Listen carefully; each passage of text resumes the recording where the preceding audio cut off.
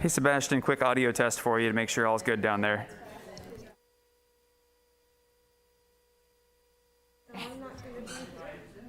Oh, yeah. Yeah, he was right. He was here. Weird.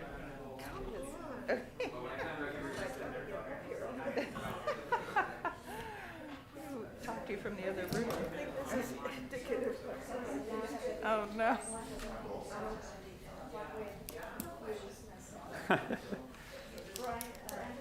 Yeah. The chair's giving her issues. Need like a.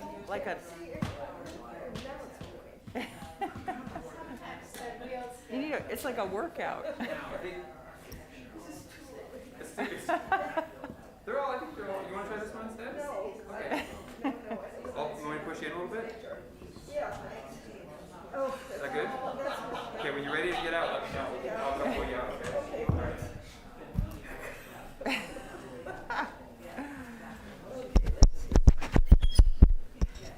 Hi, Nori. They're good. Good morning. 11-year-old, Hi there. 10-year-old, she's 11 in January. She's taking hip-hop dancing Oh, good, you're on full Monday screen. nights, which This is is what we asked ridiculous for. and adorable. And but You don't know it, but sometimes you're she full shows me the moves, screen, or I'm maybe you like, do know it. Don't do that move. Not okay. like I- dad not- instincts kick I'm in. not controlling can't. it. Not okay. It's For some adorable, reason, but no. Even though you don't appear muted, I can't hear you. Yeah, you got to turn your mic on. I have mine on. You're not hearing me? Oh, now I do. Now I do. You're here now, Nori. Thank you. Okay, great. So now There I'm you go. looking Oh, for, okay, I don't want to touch this thing. looking for Dawn. Good morning. I'm sorry, I went straight to the Zoom Should we meeting. call Dawn? Hello. I know. I hope he's okay. Just want to Of make course. sure we don't start without him. All right, I'll call him. Don's here on Zoom. No, that's his. Oh, it's Esther? Yeah. I'll give him a call. You want to? Okay. Hello, you can't hear me? Oh. Oh, yeah, he is here. Dawn is here There you by Yes, I'm sorry, I said I Where goofed. I is went he? straight to the Zoom. Okay. Sorry We about missed you. that. We thought we'd see you in person. I didn't know that part. Maybe I'll jump in my car and run down there. Okay, that would be I'll be good. there in 5 minutes. Yeah. Okay. So Sorry. Victoria had asked to have, so now you have to make the call. So Nori is up on the screen like you asked for, but Dawn's Right. now on here. So do you want to go to the multiple tiles on the Zoom for what people see? Oh. Well, I think if Dawn's willing to come in, I'd be willing to wait. If it's 5 minutes, is that okay? I can't hear you, sorry. I'd be willing to wait for Dawn if it's only 5 minutes. Oh, he's coming here? I think he said he would just now, yeah? I couldn't hear him. I thought I heard him say that. Aren't we all supposed to wear masks? Yeah, but she couldn't hear me.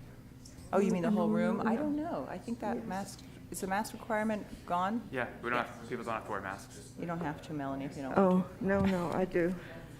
All right, I can't tell if, I thought I heard Dawn say I'm hopping in the car. Did I You mishear want to that? ask him? Be there in 5 minutes is what I heard. Tell him just to put a coat over his jammies.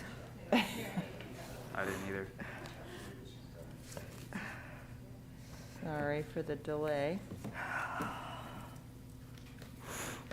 Yes, he said he would be right there in 5 minutes. Somebody just texted, so Okay, okay. maybe we can still get started. We can start, yep, Yeah, we can do minutes or something. yeah, Oh, public comment. yeah. All right, why don't we get started since we're all did such a good job showing up so early. And what time is it in Colorado? It's later. It's an hour later. Oh, yeah, you're sitting pretty, okay. So let's call the meeting to order, and I am going to read into the record that the 4 out of 5 of us are here, but one of us is on the way. So we have a quorum. And I want to take public comment on anything that is not on the agenda for today. Does anyone have anything they'd like to say on to us? Oh, Hi, Victoria. hold on one moment. Go ahead, Nancy. Nancy Tooman here. Yes. Thank you for being here, and everybody else. My Tied to last night's meeting on the housing element. It was a great meeting. I wanted to thank the city staff for all the work they put into that presentation and the general civil nature of the discourse with ideas and some pushbacks, all good. And that's obviously what you guys see here in this venue as well.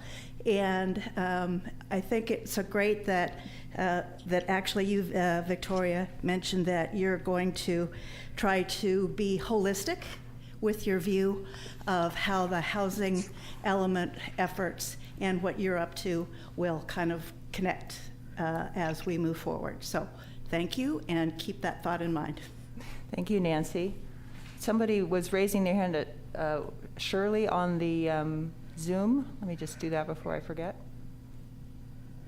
Hi, thank you. Can you hear me? Yes, we can, loud and clear. Okay, sorry. I apologize if this has already been discussed and if it's in the original design traditions, but I kept getting concerned about one element that we don't seem to be talking about. We do talk about the right-of-way treatment and the front landscaping, and we've recognized all of our favorite streets. And yet, if all the cars are parked in front of the structure, it degrades all the design efforts being made. So it brings me back to the idea of garages. And I'm wondering if there is some kind of a minimum size required. Because if the cars don't fit in a garage, they're just sheds. And if the garages are encroaching in front of this, at the front setbacks, and the driveways are too short, then the cars aren't even parked in the driveways and they spill out onto the streets. You can go down San Carlos and see a garage that is so far forward into the front setbacks that the car has to sit cattywampus on the driveway, and that looks terrible. And so a lot of people were at the meeting where they were talking about the center medians for San Carlos. A lot of the owners were saying they can't even park in their driveways and they can't even get their car in the garage. And it seems to me with the ADUs coming up that don't require parking requirements or I don't know what, shelter or anything, that we're just going to have a big parking lot. And so that certainly impacts the look of our streets and the houses. So I just wanted to bring that up as a concern of mine if we don't include the garages as part of this design. Thank you. Thank you, Shirley. I very much appreciate that comment. And I want to let you know that some of what you said today may come up under a possible ADU discussion because we're talking about housing today. It may also come up in future discussions about the right-of-way, which are pending probably pretty soon. So please stay tuned for that, and I appreciate the reminder on the topic. Anyone else? Did I see or hear somebody else? No? You were standing up for a second. Oh, okay. All right, okay. All right. So let's move on then to any announcements from the four of us who are here. No announcements? Everybody's awake? Well, I know Marianne is awake. I'll make one announcement, I guess. I just wanted to, I don't know if anybody caught this on the agenda, but we have a sort of a community resource now, which is mostly for the steering committee to just have quick and direct access to materials we might read. It's a little web page, one page, just a list. Has a lot of documents that are city documents that we think are going to be relevant for our discussions possibly in the future. Today you would have been directed on the agenda, you were directed on the agenda to look under the housing cluster of documents. Don't know if anyone did that. It's okay if you didn't. But that website or web page is located at steeringcommittee.universe. And it's a freebie, weird little app. So universe is spelled as universe, but with the dot between the, right before the SE. So it's like univer.se. So it's weird. But anyway, steeringcommittee.univer.se. So please stay tuned to that site also. And if you ever have any suggestions for things you think you'd like the steering committee to read, you can contact me, and it's very easy to alter it. So that was my announcement. Now we are going to move on to no other announcements from us. Any announcements from you, Brandon? No, thank you, you said? No, thank you. Oh, no, Yeah. I just heard the thank you. Oh. Okay, so let's go on to the meeting minutes. Did everyone get a chance to look those over? These are partial, these are basically what, just the action items. We're still waiting for the rest of the color from last meeting, but did anyone, I know Doug's looked at them. Anyone have any comments or alterations? Look good to me. I just would like to say that the meeting minutes, that's on me. Catherine did a great job getting them to me in time. I just haven't had a chance to finalize them, so we'll get those to you at the next meeting. I have to say that after these were written up and given to the staff, I forgot that I had one thing that I forgot to record, and I'm going to read it to you, and I'm going to pass this to staff if you all approve. It's I'll wait for Dawn to come in home. Hey, Dawn. Let the record show we have a full house. Oh, you know, we went a little bit ahead, Don. We just did the, good.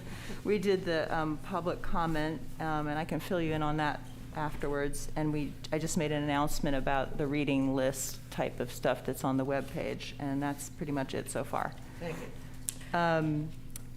But I was about to correct my own meeting notes from the last meeting. I just added one line, and you all tell me if this rings familiar. One of the other action items for future agendas. Again, we had a kind of urgent agenda discussion, and then we had a kind of maybe we'll take it up more slowly later. When I read some of the topics that the Planning Commission and the City Council had made on the strategy paper, I had noted those down as possible agenda items, and we all thought that was fine at the time, but I forgot to write that down. So I'm adding Planning Commission and City Council strategy paper comments as noted by the chair. So in other words, as possible agenda items in the future. If there's no objections to that, I would submit this as, yeah. Go ahead, sure. On the urgent items, you have strategy paper. Is that the line you want to amend? Sorry, I'm sorry. Say it again. On the urgent agenda Yeah. items, it said strategy paper. Yeah. Is that what you wanted to amend? No, I was just putting it under the other agenda items. So I think the urgent part for us, as I understood the conversation, was our own contributions to the strategy paper. Mm-hmm. Now I'm talking about what the Planning Commission and City Council and the sort of, we went over that, Brandon went over that, I went over it, others went over some of the comments, and we agreed that those would be also possible agenda items, comments, topics that they raised. Okay. So it's a slightly different thing, but I'm glad, does that make sense? So our own concerns about the strategy paper were thought to be on the urgent agenda. Mm-hmm. But their kind of input and feedback was just other topics for us to take up. Does that make sense? Yeah. You I sound have a comment hesitant. to that whole, but I don't know if this is the right time to speak about that. Should we just approve the minutes as amended and then move on? Sure, yeah. Okay. All right, so that's without objection, minutes amended as noted with just that one extra item, and I'll give this to Brandon when he has a moment. Okay. Possible request to City Council for expansion of schedule and/or contracts for the Design Tradition project. That is a matter, I think, of public comment. We actually, maybe unbeknownst to you, Nancy, that your comment was sort of on that topic, unbeknownst to me too, about integrating the work of this body with other possible documents that are affected and needing the extra time and possible expansion of contracts to do that. Brandon, do you want to start off with any comments on that topic? Sure, I can talk a little bit about it. So, we in our meeting to suss out future agendas with the chair and vice chair, we noted that there may be some additional, you'll call them avenues or rabbit holes or important topics that the steering committee might want to go down. And what we realized is that if that's the case, when we started this endeavor 7 or so months ago, we presented a schedule to the city council along with a contract with Norrie Winters for a certain amount of time. So his contract does end at a certain amount of time. So if the steering committee wants to, and Madam Chair, please jump in anytime, because I know this is something you want to put on here. If the steering committee wants to, sort of go down those extra roads, we would probably be well advised to go back to city council and let them know that the schedule will the schedule will have to slip anywhere between 6 and 12 months, depends on that. And we'll need to find out from Norrie, honestly, if he can still support the endeavor after that, after the contract date that exists right now. So I think that's, Madam Chair, that's sort of what you intended for this item, was to have that conversation with the steering committee. Perfect. Thank you for introducing the topic. Does anyone, again, have any comments?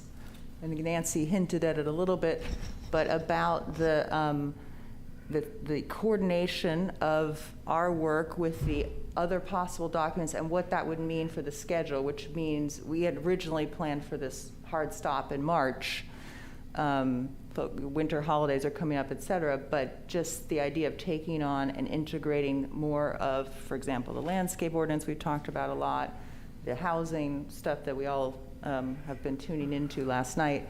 Any other thoughts from the attendees today on that? Ken? Thank you. Yeah, I think I think I always would support a little leeway or space to cover things you didn't get to. But we've got the public moving towards design review, and generally it's been all buildings. So I would suggest you get that done first with Norrie, and then if you have landscaping or other situations you want to go into, that would be in the added time in the contract. But you got the public going in the right direction. Don't change too much. Mm-hmm.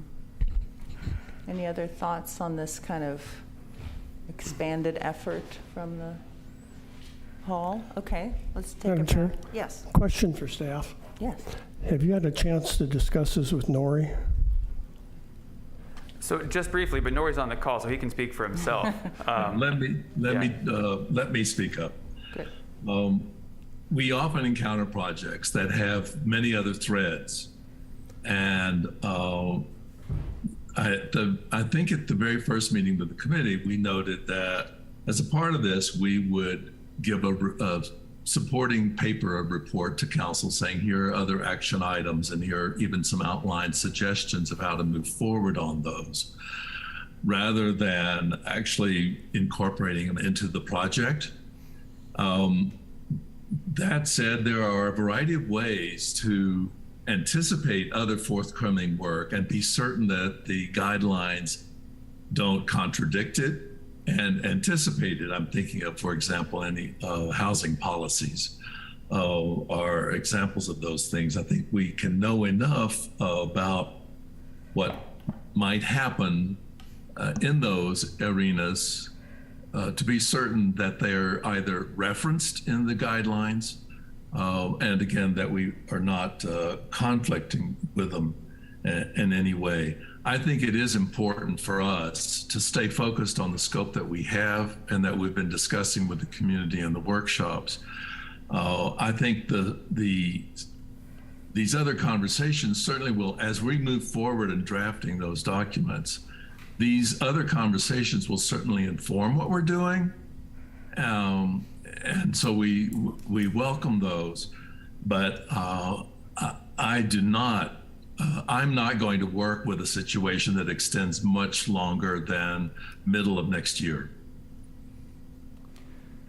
And Norrie, when you say us stay on scope, I would assume you mean you and your firm, or are you also extending that to advice for other people? Now that's for our firm and the project that we have scoped for, Right. which is the update of the design guidelines and related amendments to the code. I think, there are always lots of other threads, and all of them meritorious. The ones that you're referring to are important ones. And I think it's fine for the committee to be outlining some suggestions for those for others and part of their work programs.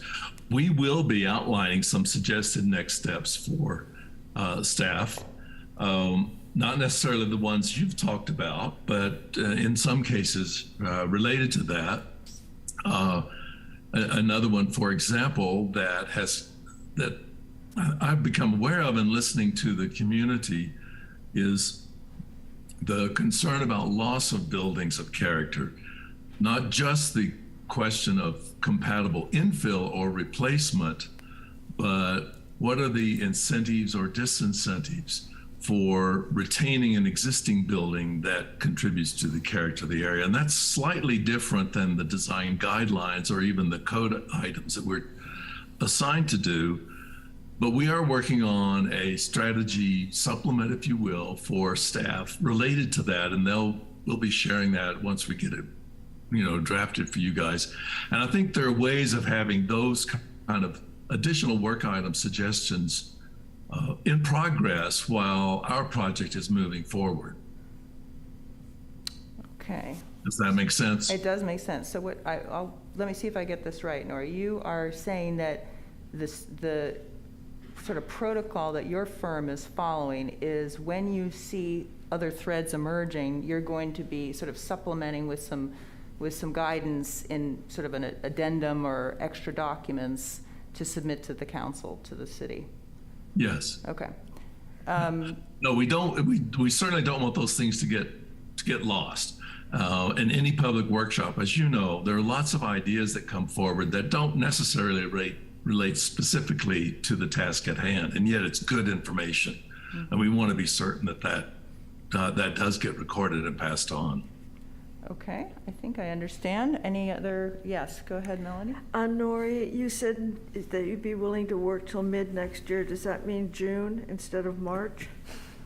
Yeah, I mean, if we can, we already have slowed down a little bit in drafting. We have been working on some of the real basic things that were identified that are easy, low fruit, if you want to say, in the amendments to the draft documents. But we are already behind schedule, and so we do need to revise the schedule again. And my guess is it's somewhere in the middle of next year. Okay, thank you. My only comment would be that council recognizes the amount of work that this all is taking in order to get what our scope is defined to being, the design guidelines, then working with the zoning ordinance, et cetera. And so they've told us that, that we can have extra time and not to rush, recognizing that we also have the state mandates on housing. So my feeling all along has been is this is a huge project that we're all working on, and it should not be rushed.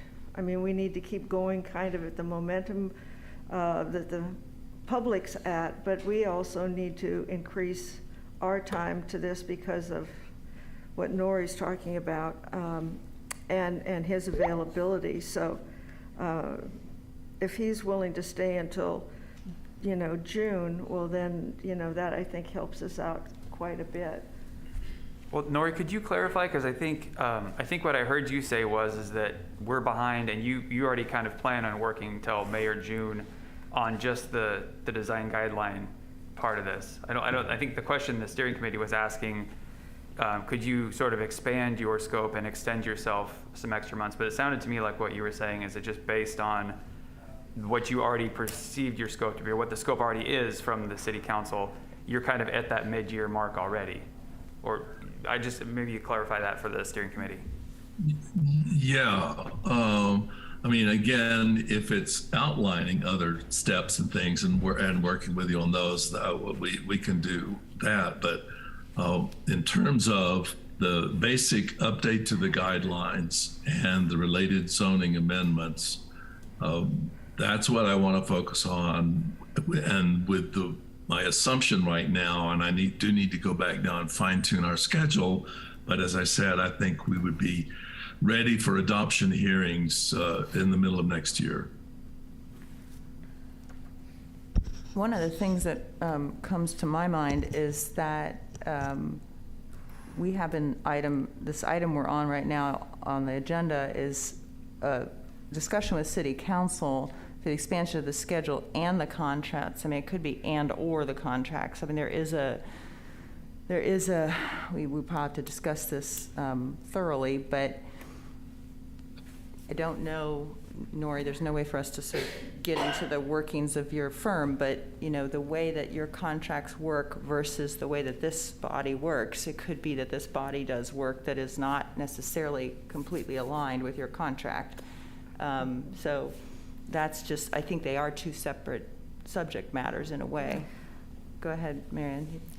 I do think, Victoria, this is a good time for City Council to give us direction because we were appointed by them, so they should actually also be defining what we are supposed to do.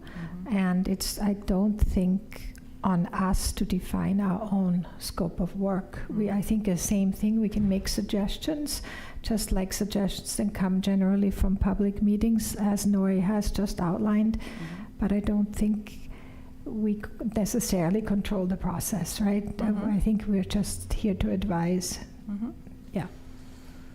So Melanie is proposing that we've been directed, but I think what you're saying is maybe more formal direction from the council that actually, in other words, I feel as though personally that is what I have picked up from the council as well, is that you all ought to be, time and time again, the audience, et cetera, please integrate the work properly so that the design guidelines are not getting ahead of anything else, and that you've picked up all the edits or all the bits and pieces of whatever else you might be affecting. However, I agree that it would be a very good idea to get clarity if there's any doubt from the council. And I think the agenda item, which came out of our discussion, Doug's and mine with Brandon, was meant to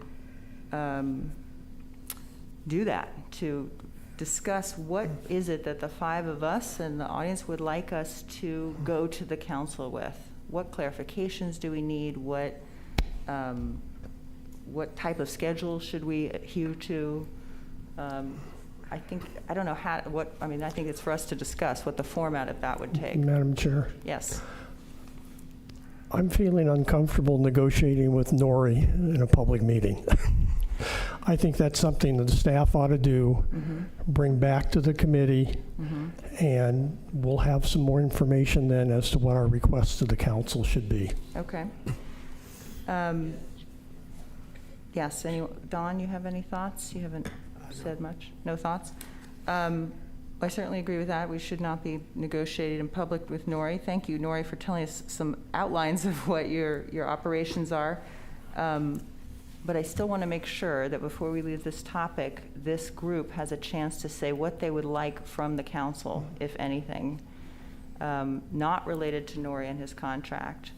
Marion has said she would like some clarification on the scope that the council is most comfortable with for this committee's work. Any other thoughts on that and how to approach it? Yes. Go ahead, Doug. I don't know.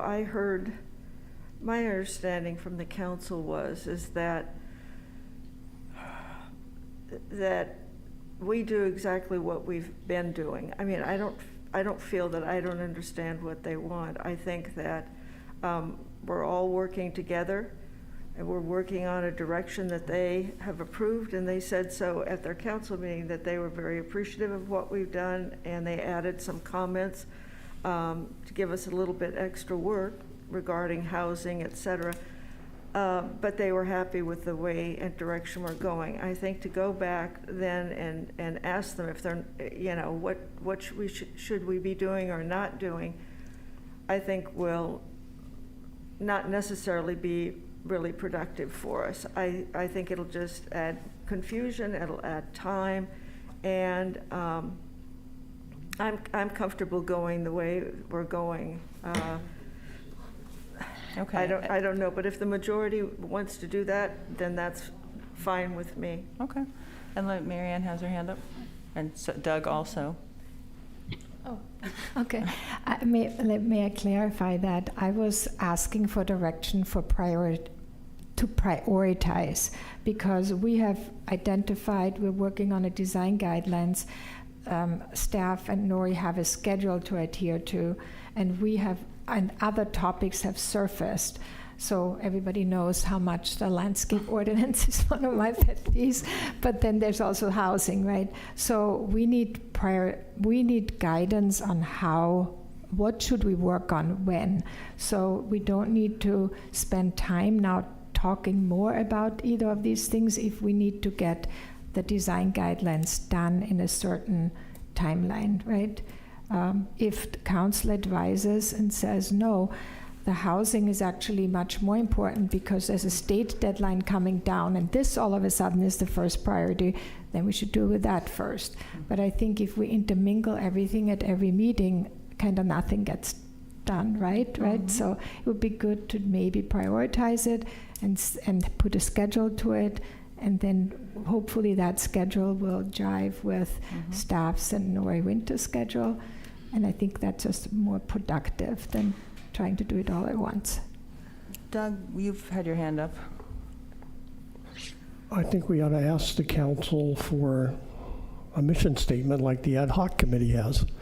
What's our role, what's our duties, and what are the tasks we're supposed to undertake? Because we're expanding our tasks by addressing the housing matter, the design element of the housing matter, and the landscape ordinance. I think we need some guidance from the council.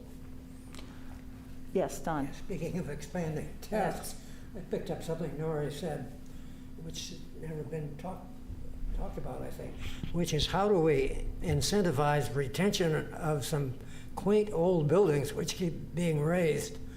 And I don't know how that fits in here or not, but I would certainly want to include that notion in our discussions, whatever that entails. Can we, I'm going to ask you to come back, I'm writing it down, but I'm going to ask you to come back to it under future agenda items, yeah? Does that make sense? Yeah. Okay. So, it occurs to me that one of the reasons this is a kind of tough chat here to pin down is that one of the missing things is a kind of analysis. We've talked about this before, and I know it came up too fast for staff to work on it, and maybe it's not a staff job, you guys let me know, but some kind of understanding on a chart, I would call it like a critical path chart that has to do with, I think, any hard deadlines shown on, for example, I think it's the end of the year or close to the end of the year for the housing, what needs to be done, what documents would have to be looked at to get to that point for any salient design issues, and if it's a landscape ordinance, where that would fit in, and what things are affecting other things. So this to me is a project management flow chart moment.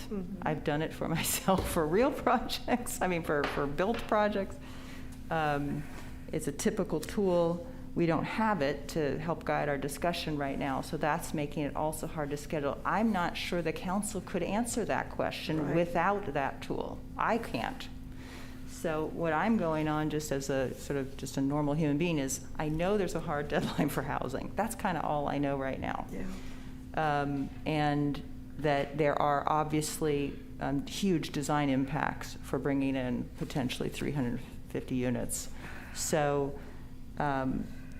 that's not enough information, I think, to lay it out. But you will see that we are talking about housing today because the ad hoc met last night, because we know it has a hard deadline, but that's not much information. So to me, I think we still do need that information about in what way is design integrated into other documents.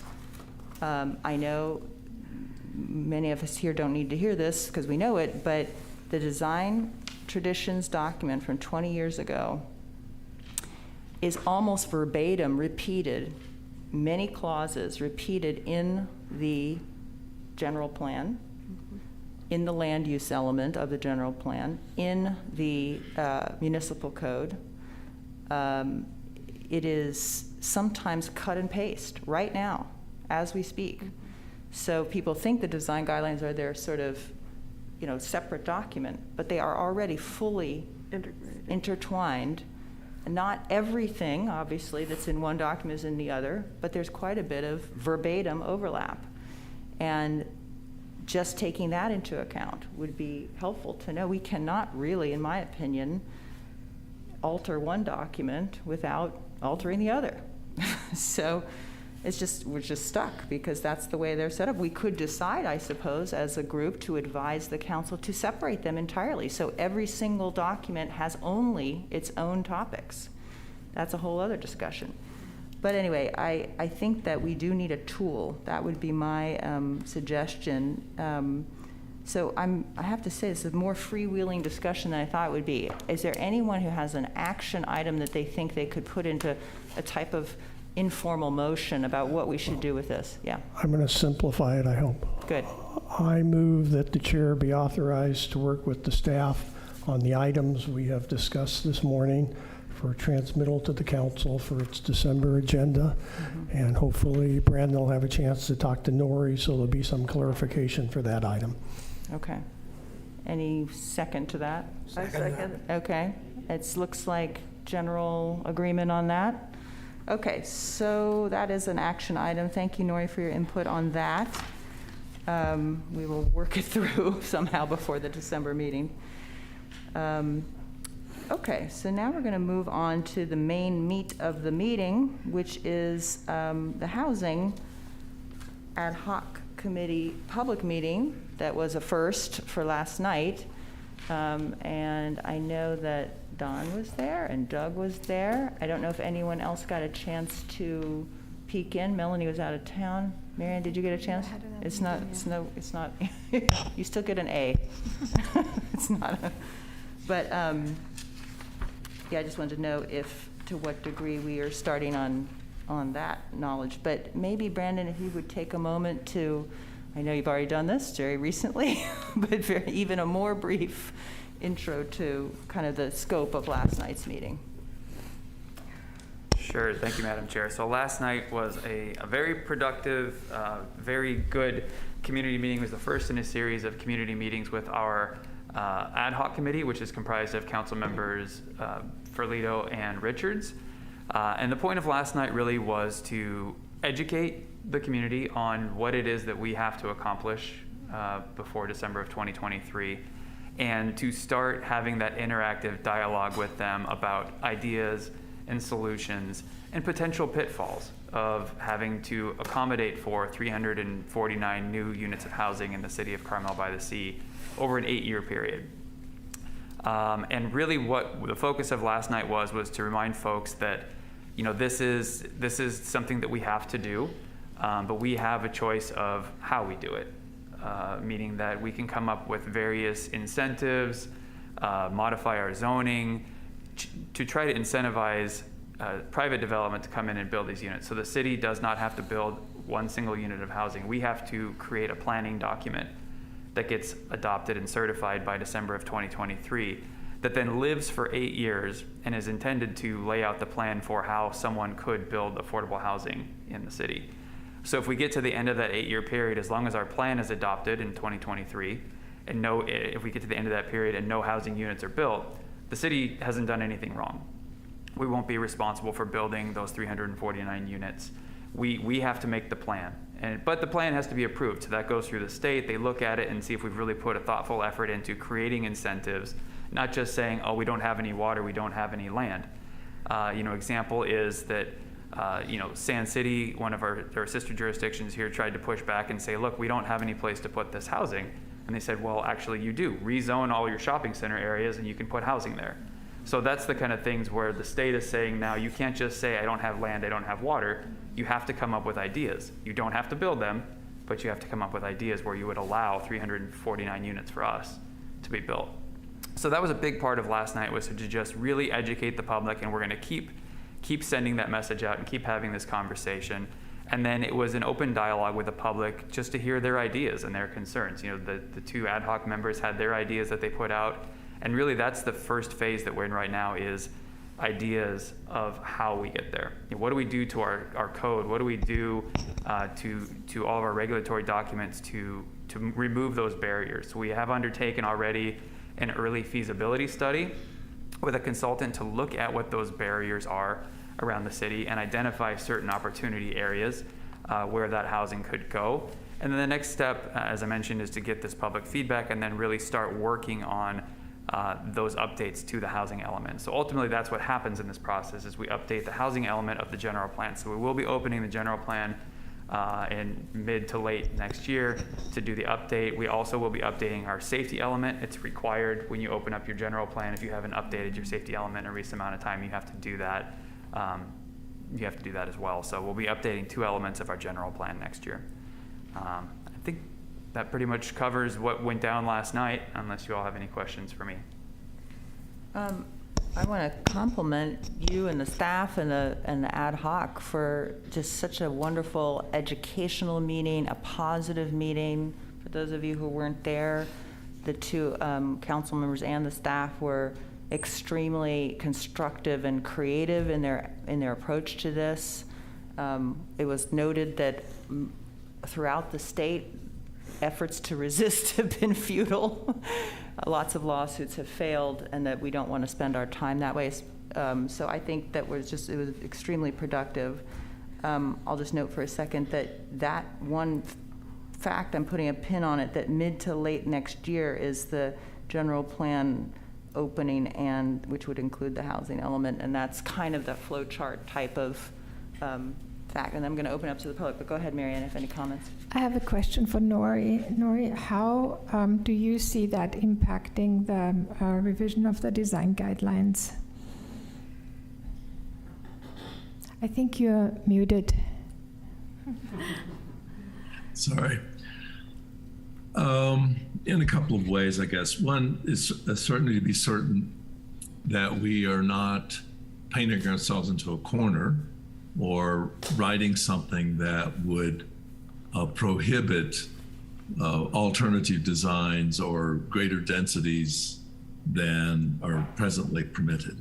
And I think that's fairly straightforward. There's some basic principles that we learned in the first workshop that people supported, and that is that, particularly thinking about downtown, obviously the obvious potential location for housing is the character of the street level and of the front of buildings in terms of scale and variation of massing, et cetera, and the idea that greater building mass step back from the street can fit in. And we heard people saying that in the initial workshop, and that doesn't say, for example, how dense does that property get or how high does it go necessarily. Those principles probably will be consistent and valuable regardless of what the housing policies come out to be and what the zoning ultimately permits. So it's partially anticipating things that are likely to happen without absolutely having them in place. And to the extent that a draft of the guidelines can help inform some of the considerations of the housing policy, I think that might be helpful. That might help people visualize how some of these goals, these targets can be met. Does that answer your question? Yes and no. I just wonder, I wonder, I mean, if over 300 units have to have a certain cubature, right? You can make an assumption that each unit has to be at least, 1,200 square feet or something like that. Then if you look at that cubature, that's a lot for that many units.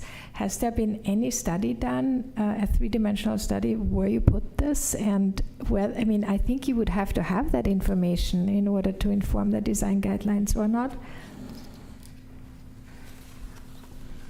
Well, from the staff, Nor, I'll let you answer from how we do it in the design guidelines, but no, we haven't done any sort of like cubature studies or volume studies. If you add up all those cubes, what's the volume and do we have that volume to give? Yeah. I think right now where we're at in the process is identifying areas where it's even really feasible to put more housing, and then that's what we need to do next is, okay, we've identified the areas, do we have enough space to put those? So that is coming with, you know, with our consultant work and all that. So that's on the housing track to see if we even have the physical space to do it.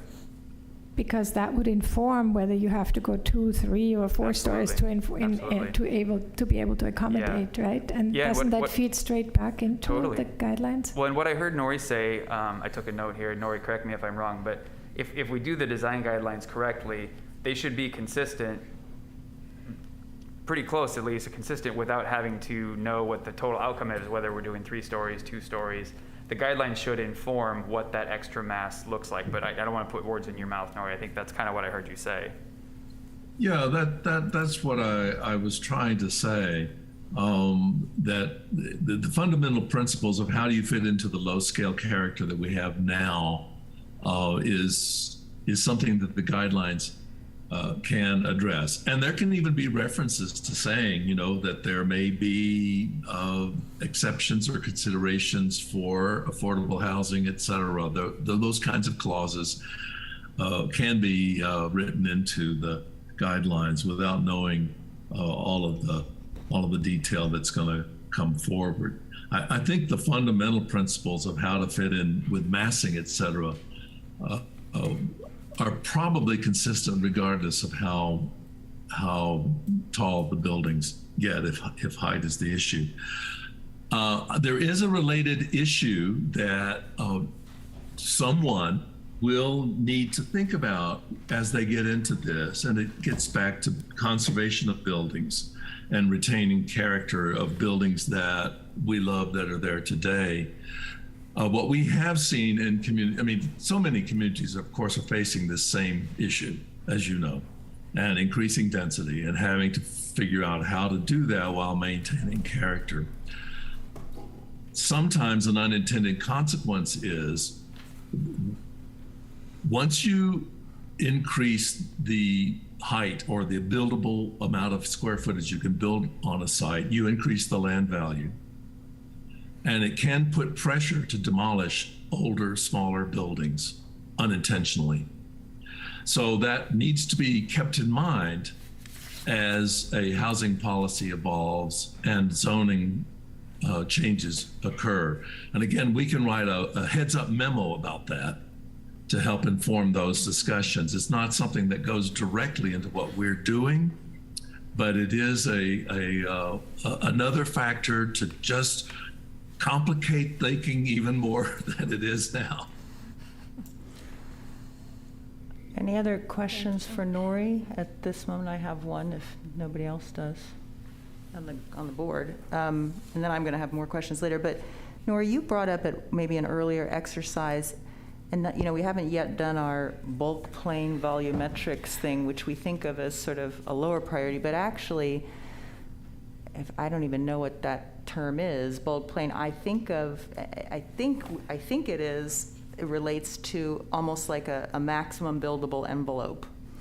That's exactly. I think, yes, okay. And I think of it as a sort of cousin of form-based planning, which basically tells you what do you want to see from the street, and then gives you a kind of imaginary enclosure that is the maximum. And if that maximum is acceptable to the community, then we know that anything that anybody proposes in terms of scale, as long as it's within that allowable maximum, is something we will like. We might not like everything about it, but we will like the size and scale of it. So my question is, that to me is a design exercise, is to establish that enclosure, that maximum enclosure, and that maximum, that streetscape geometry, if you will, from what we look at, as you've rightly said many times, is about kind of what we see from the street. We don't really care, you know, what we can't see, especially in a sort of zero lot line situation where we literally cannot see what's behind things. So is that an exercise that is on our radar, Nori, for because you sort of hinted at it, but we certainly haven't gone there very far. And are you still muted, maybe? Yes, the strategy paper raised the question of should it be considered. It wasn't saying shall it be adopted, but does it need to be analyzed? And in our analysis of the workbooks that came back from the workshop, there was a resounding yes of let's consider it, let's study it. So we have begun to outline what that analysis, what the steps would be for doing that. And yes, while a lot of that focus at the time was on the single-family residential neighborhoods in terms of those bulk planes, it is an important tool to consider in the downtown as well, and how that envelope is defined to accommodate the housing policies is a very good question. And are you saying that you got that strong feedback from the strategy paper reactions and from the exercises from the community, but because the exercise was sort of illustrated, literally the example chosen was a residential lot, there's no reason to suspect that it wouldn't be equally sought after for the downtown? And if so, is that then part of your scope of work in your own mind, or it may be that we have to scope it elsewhere? Or? Well, that is something that we're outlining for staff in terms of what the tasks would be there and how much of that fits in within our scope. That is something we can do. We've done that in many communities, and I do see that as being something that is worth is needed to move forward as a part of the Design Traditions project. The timing of the actual adoption of that, it might be a slightly, a following step, but I'm not even sure about that. It's possible it could be ready to go along with the zoning revisions that we're anticipating, but it is it's a big conversation for the community, and so that might influence the timing of it. Okay. But just to say, because I've referenced the workbook analysis, we've just given staff a draft of that, and I think if they're okay with it, it's about ready to get distributed to you guys and to the public.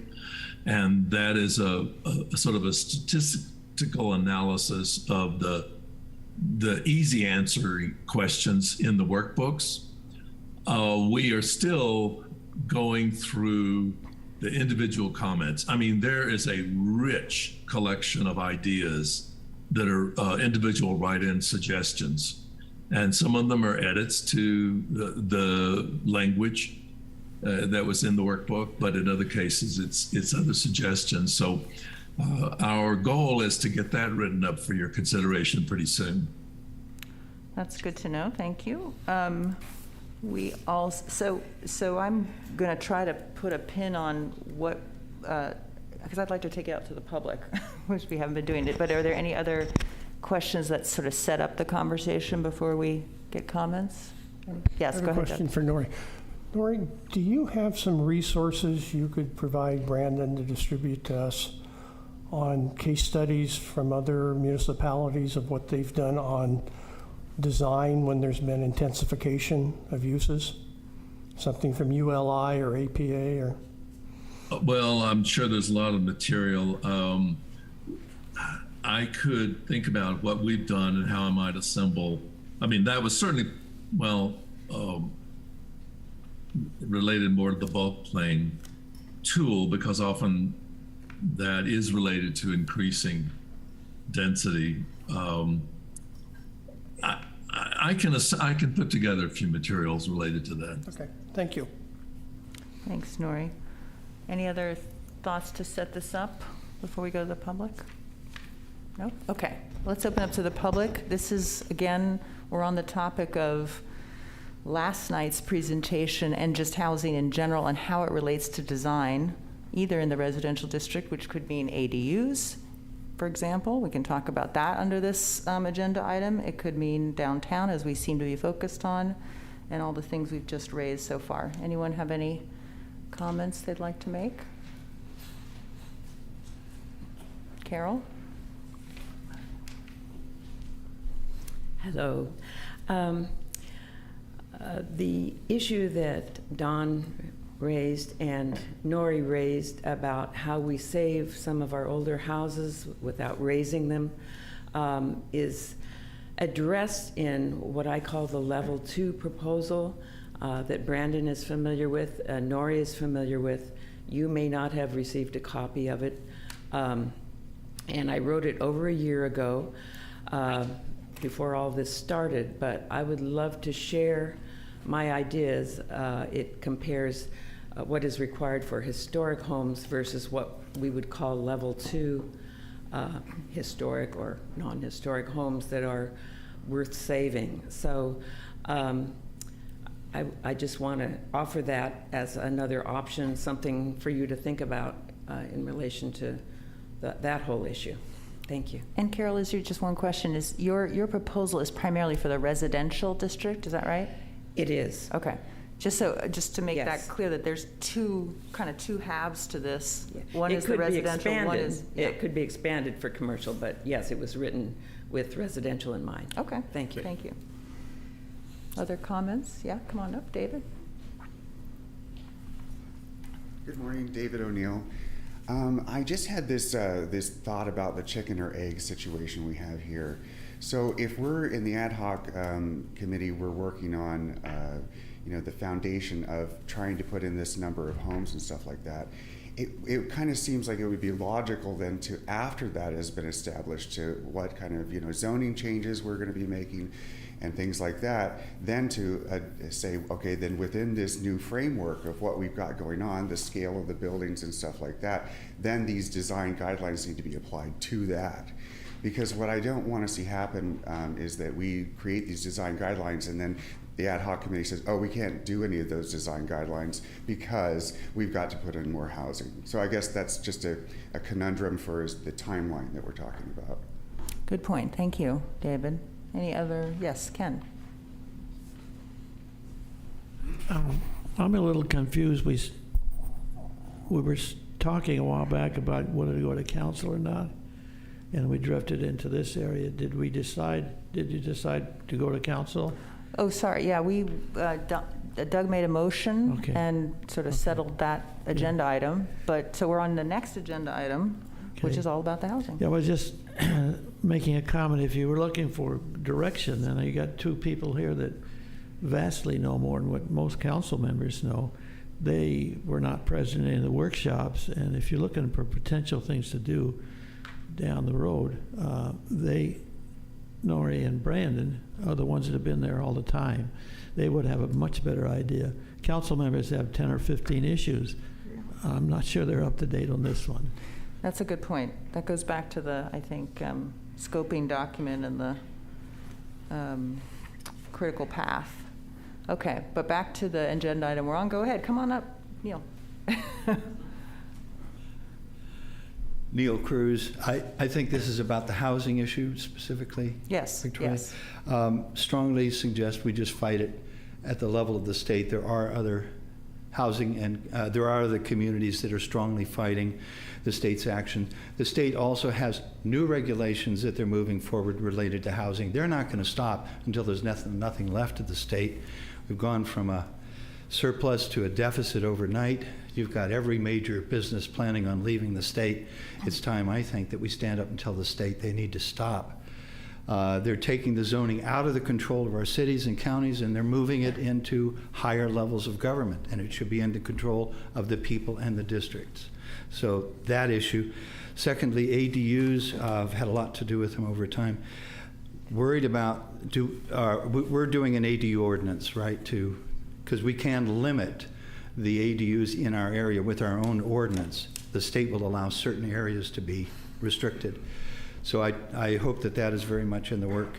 And I share the concern, you guys, and I don't know what to do. I mean, if SB 9 goes through, it's like Nori has pointed out, there's a lot of stops to SB 9. So you can't just, it's not going to be every block. It's not going to happen like that. You have to live on the property. You can't do the site next door and so on and so forth. But still, these are huge issues. And does the design guideline have to wrap around all those potential futures with, you know? So it seems to me it does, unless we stop it, right? So I share the concerns, and you guys, this is a real mess. Sorry. Thank you very much. Thanks for pointing out the mess we're in, Neil.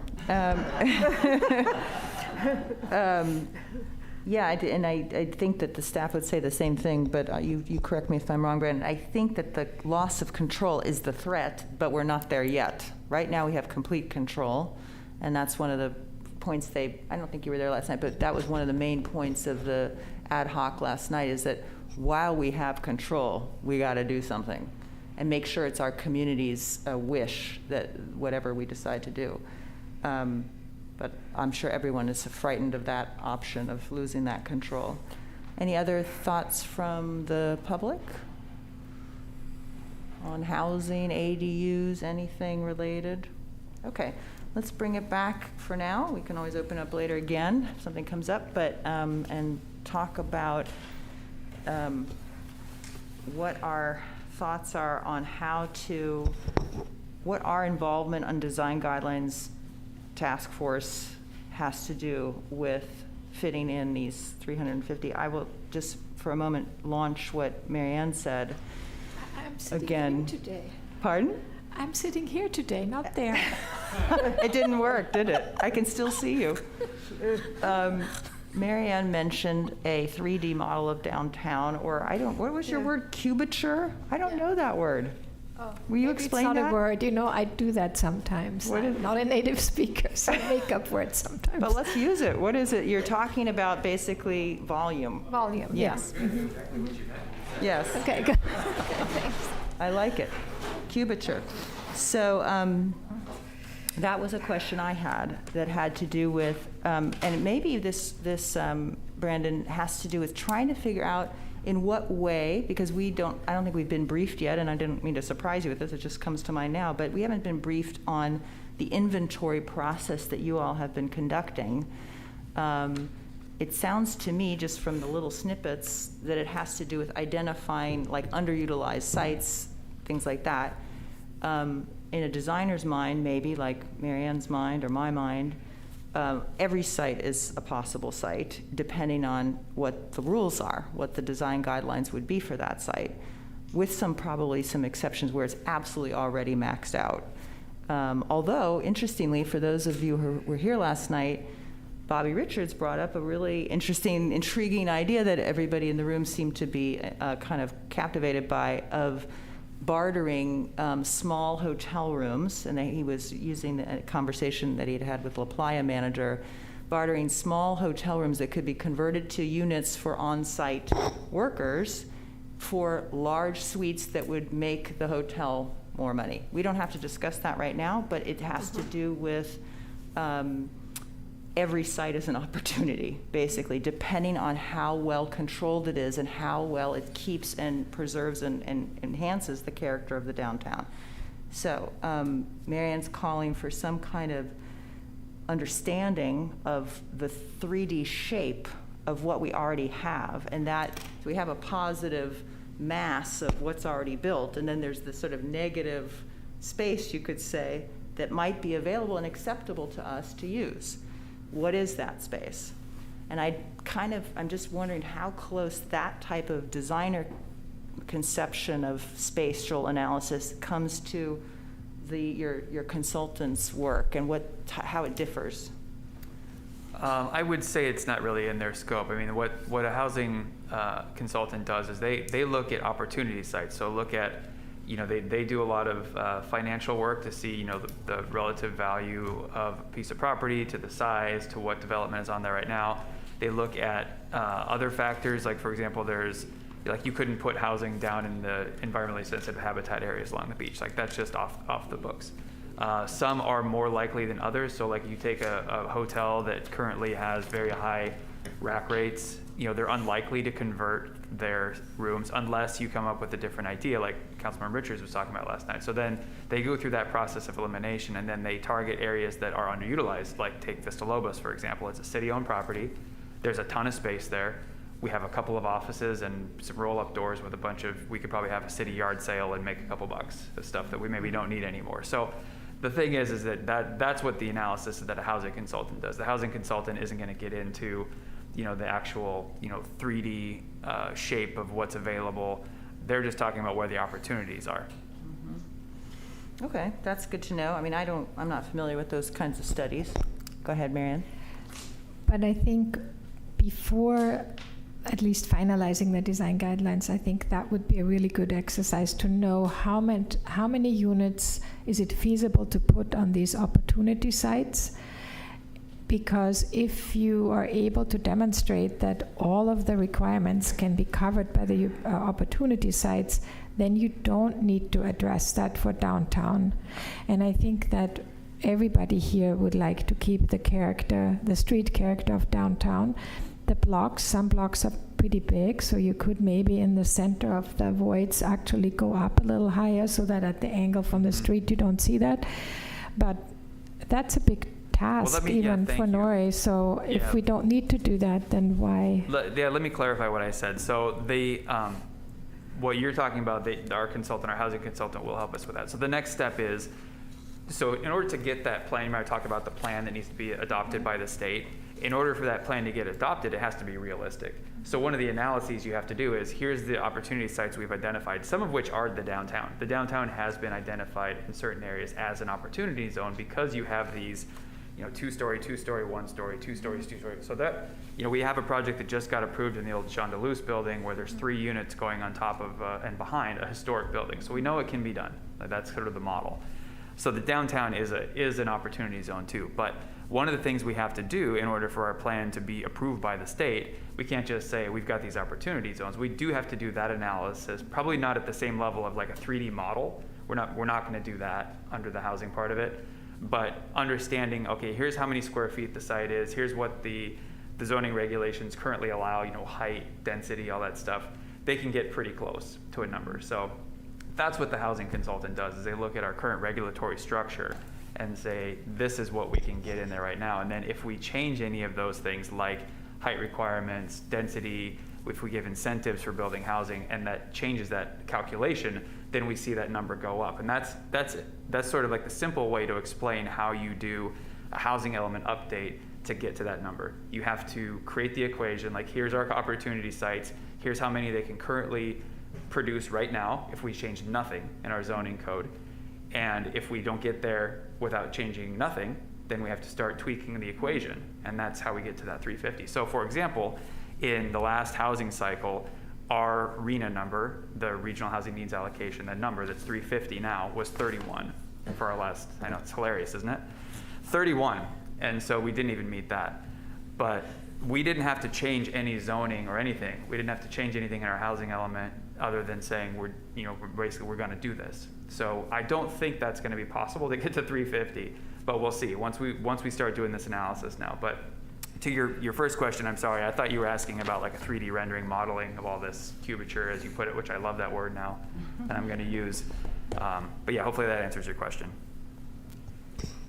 Yeah, that is exactly what I think. My gut feeling is that there's no way with the opportunity sites to get there, so it will change the zoning downtown in order to accomplish that. And yeah, that directly ties into the design guideline revisions, right?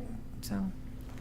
Yeah, I totally agree that it does, and I think that's what the point Nori made earlier, and that I kind of helped him reinforce, was that the job that we're doing here, regardless, for the most part, unless we're going like 10-story buildings, which isn't going to happen, we don't need that. But generally, if the guidelines should be set up in a way that they comport with the larger scale that we're probably going to have in some places. So I don't know. Like in my own personal opinion, I don't personally think that the design guidelines have to wait for the housing element to be done. I think that if the design guidelines are set up in a broader way, that they recognize that this is happening, then they can plan for whatever that eventuality is. Because you know, I think that it's about the design of more units. We know that's happening. There's no way around that, so we need to plan for that. I want to weigh in a little bit on the one exercise that we've done in terms of massing that Nori referred to earlier about 2-story buildings downtown. And folks here in the room might remember that we did a little bit of a wireframe abstract exercise on breaking massing down on a downtown site. That exercise, which I found really interesting and sort of engaging, was, in my understanding of the zoning code, fully compatible with our current zoning. I mean, we currently allow 30-foot tall buildings that can have floor plates, 3 levels of floor plates, and certainly are technically called 2-story buildings. So that exercise was fascinating, but is something that relates to the conditions we have now. In other words, we don't have to do anything, and the question of whether that would fulfill the housing requirement is hanging out there. We don't know. So what I think this body's concerned with, at least I personally am concerned with, is what if we need to do more than what we already can accommodate? And I don't mean that we need to do more in terms of size that's allowable, but in terms of floor plate that's allowable. We already, in fact, I won't even say it that way, we already have all the floor plate available to get to 3 stories because we allow mezzanines in this community. But a 2-story building is uncontroversial. Really, we have plenty of 2-story buildings downtown. We have 3-story buildings downtown. We have 4- and 5-story buildings that are on the outskirts of downtown. If you think about the hills and the hotels that are kind of up on Unipro, all those very, very tall buildings where you take the parking and 4 more stories. So there's a lot of height, which I am not advocating for in any way, but there's, you know, the exercise about 2 stories, in my view, is what we can do now. So trying to figure out what the next thing is that we could do if we are getting bombarded with housing, you know, requirements from the state, I think requires a study on what would be an acceptable envelope and some kind of mathematical analysis of what amount of square footage that gives us. So I know this sounds insane, but I did take a quick look at our zoning map, and you know, just back of the envelope, we have, you know, generally 4,000 square foot lots, and we have about 20 full blocks of that downtown. I'm not going to do the math in front of everybody, but I think that we're talking about a certain 1 million or 2 square foot on the ground. And what does, if you have a 1-story building, then that's just that parcel size. If you have the possibility of a full 3 floor plates, which we already do in our zoning code, but we call it a mezzanine, which I think is problematic, then that's triple that. So just a quick analysis by experts who are not me about what that yields in terms of available space, what that yields when you consider that multifamily housing developers have to do a net versus gross. So let's say you have a bunch of 1,000 square foot units. Obviously you need, let's say you have 3 of them. You can't fit those in 3,000 square feet. You need stairs and exit ways and egress and hallways. So what is the yield gross to net? I think people more informed than I would know that. So just a general analysis of what is possible to fit downtown without affecting the character of downtown. The idea that there is pressure to demolish that Nori brought up, I think is incredibly important. I think that would be a tragedy if our design guidelines did not emphasize adaptive reuse. There is no, in fact, again, the exercise we did as a community on the 2-story downtown is in some ways a non-adaptive reuse. It's what would you do if you were starting from square one. I don't personally want to support the idea of raising buildings downtown in order to supply housing. I don't think it's necessary, And I do think it's the purview of the design guidelines, unless I'm wrong and there's a better place for it, to discourage and or prohibit the raising of buildings that exist now, unless there maybe is a physics or a earthquake reason or something to that effect, maybe an analysis. I'm just throwing ideas out here. But to me, this is all design.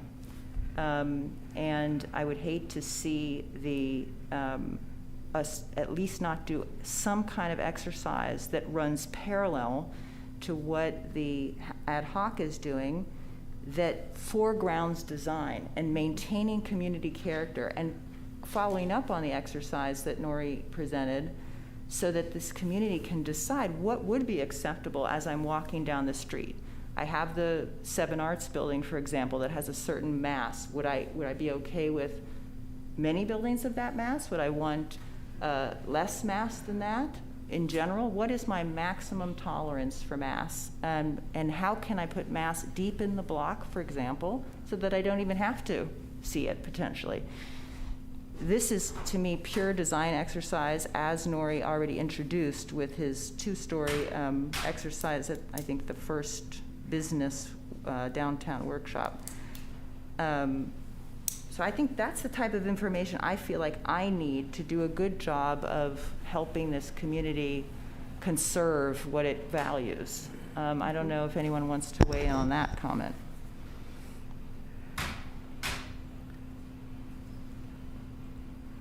Yes, Marianne, sorry. Yeah, in terms of conservation, I'm not aware of, but it's a question probably for the city attorney, but I'm not aware of that there's any vehicle that if your ordinance says you can have 35 or 45% lot coverage, and this is not a historic home, I do not think there's a vehicle to prevent demolition. You can incentivize, but legally I don't think you can do that, unfortunately, and this is unfortunately the lot of all, small towns where the property values have skyrocketed.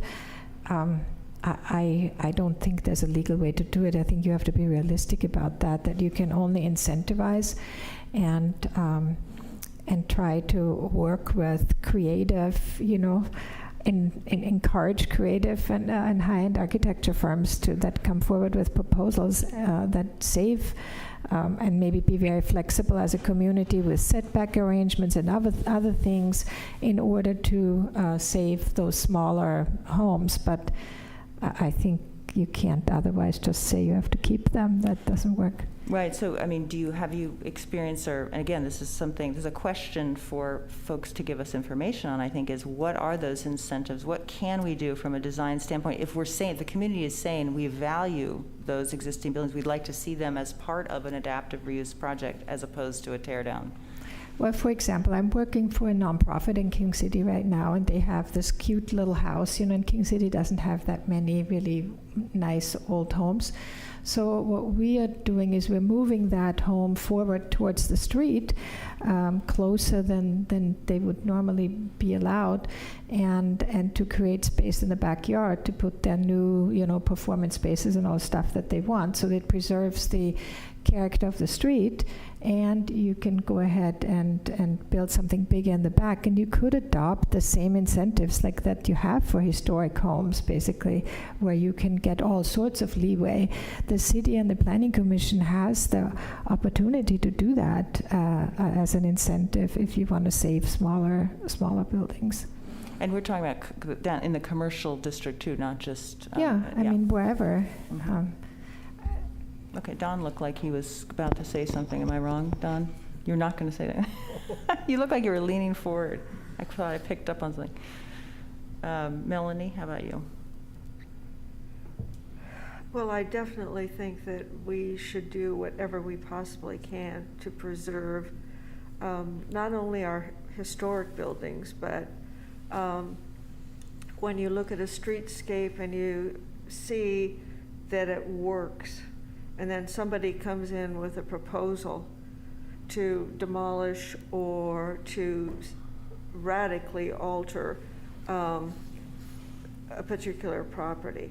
I think we need to look at that very, very carefully, because if you do it for one, how are you going to tell somebody else that they can't do it? So I think we have to, like Mary Ann said, I think there's room for incentivization to preserve, and I think given that flexibility, then we have to also tell the Planning Commission, or make it very, very clear in the design guidelines, make it like a variance. You need to make definite findings as to why you're permitting this. And I think that kind of a situation, the incentives plus findings would really help to protect not only downtown, but also individual residences that are important to the street, to the neighborhood, and to the city in general. Otherwise, our property here is so overvalued anyway. It's just, it's just insane.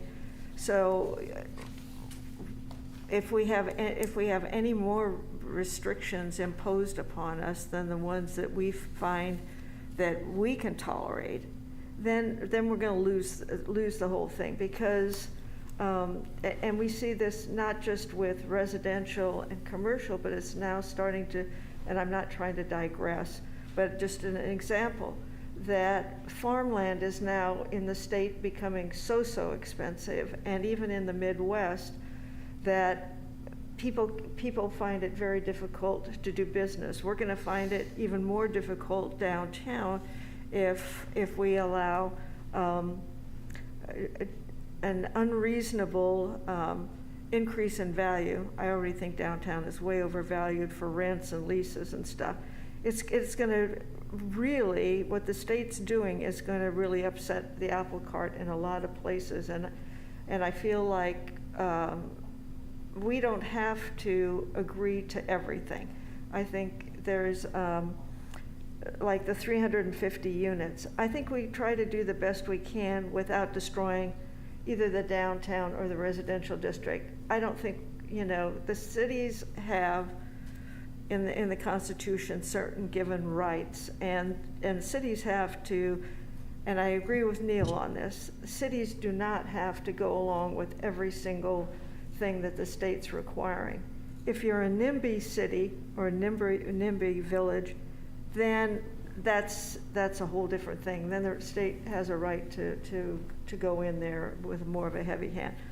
But if you're actually trying to meet a quota or something reasonably reflecting a quota, that's a lot different. And I think that's what Brandon's saying in a way, is that we make a good faith effort to increase housing where we can. But that does not mean that we're going to destroy this community in order to make 350 or even 250. We have to be reasonable and project reasonableness and do what's reasonable, but not at the expense of the community as a whole. And I think that's what we have to work toward. Well, and also I think, Melanie, just so you nobody gets confused about this, the part that we are doing is simply creating whatever the building envelope is, or the site identification, but we're not, it may be, as I said many times last night, nothing may ever be built, actually. Yeah. We're just trying to say, if it is built, what should it look like? Yeah, but we even before we look at that, it's a whole question of what other people in the state are saying, what other communities are saying. And if we propose something that's legitimately reasonable, what we can handle, that's one thing. Whether it meets the total state requirement, I think is a total other thing.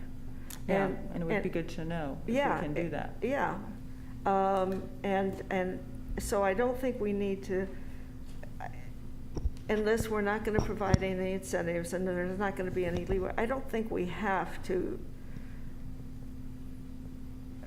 go the whole way that the state is asking. I think we have to just do what we can do to fulfill a requirement, but not get into a total numbers game where, we have to sacrifice things in order to reach 350. I'm sorry, I don't buy it. I agree with Neil on that, but that's just my point of view.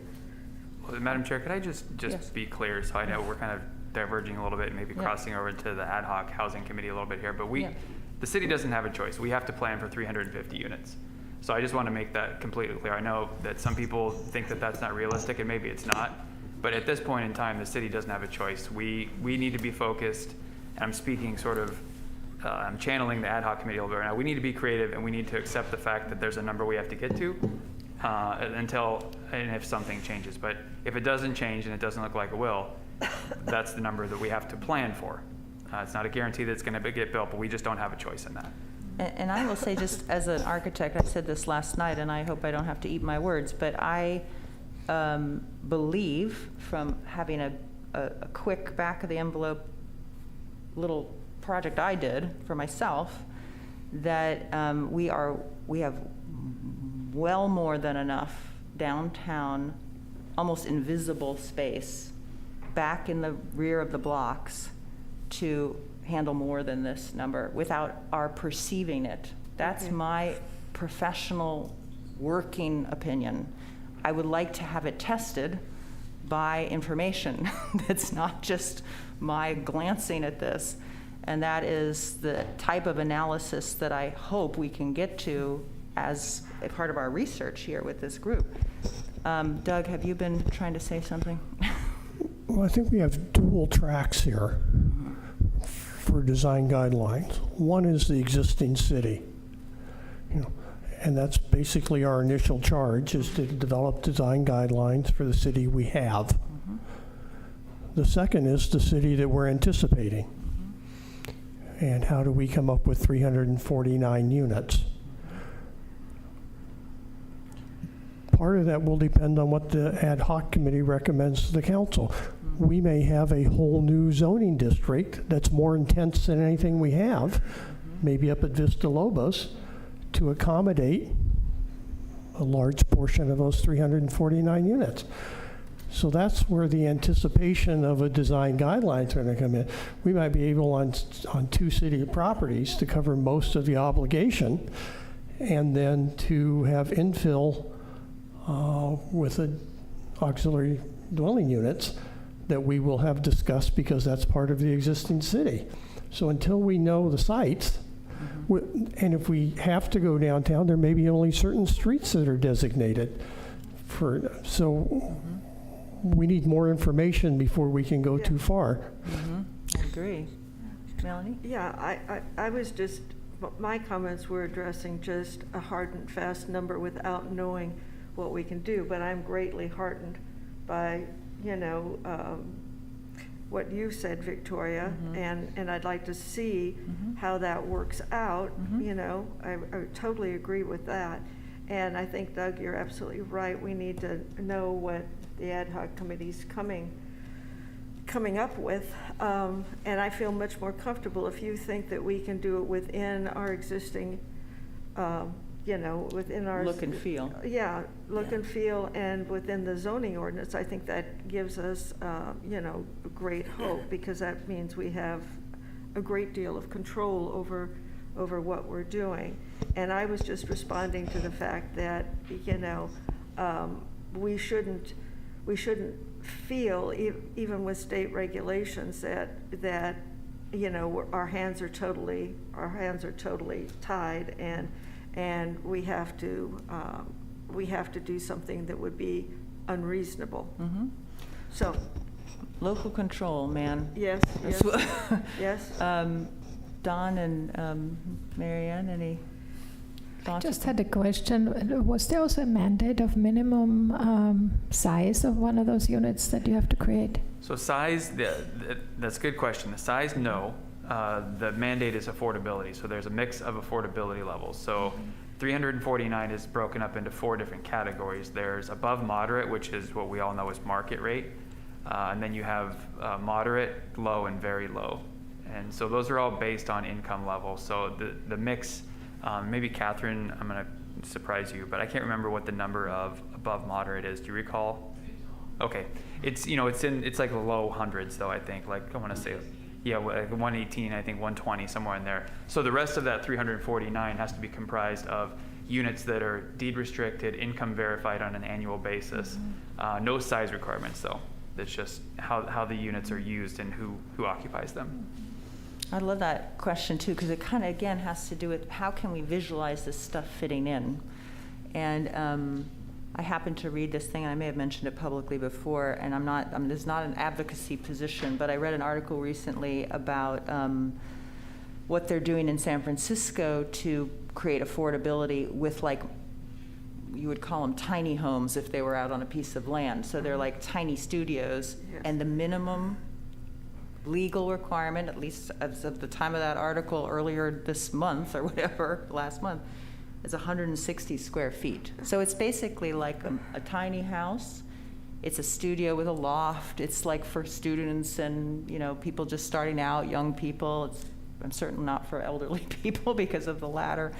But just to give you a sense that it's like renting a bedroom in somebody's home, like everybody does now to get affordable housing, but you have a kitchen and a bathroom of your own, et cetera. So that is the absolute minimum legally, just so we know, 160 square feet in California.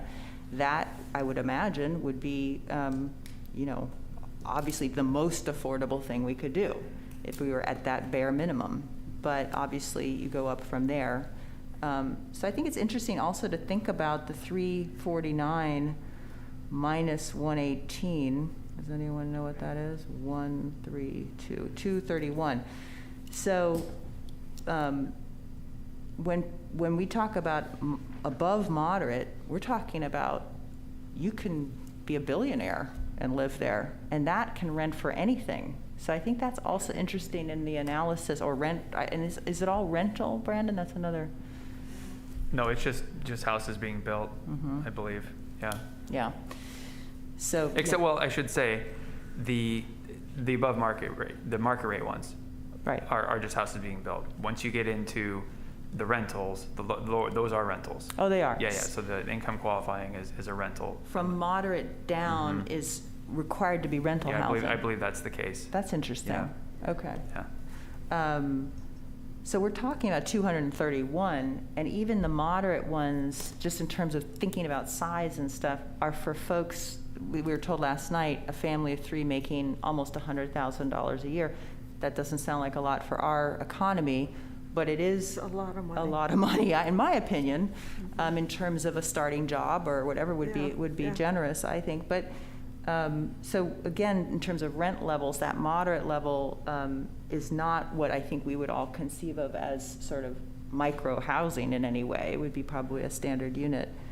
But again, getting a sense of the sizes of things we're talking about, the size of the land we have, the heights we currently have, and what we could tolerate out of view, what a block can contain that's out of view.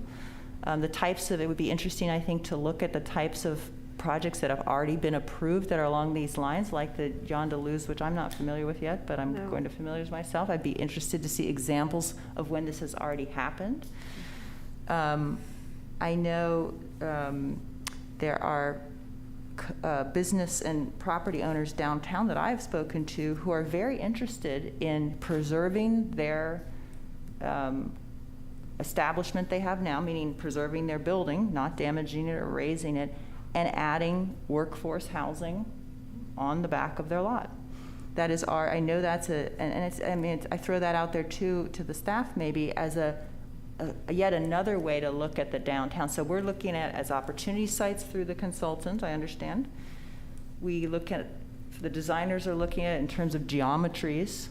Another way to look at it is in terms of people, meaning the people we know who are downtown who feel as though they would be interested literally in expanding their property, whether it's because the property is underperforming in their minds or because they just have an interest in, like we heard from Bobby last night, adding workforce that they need for their establishment nearby.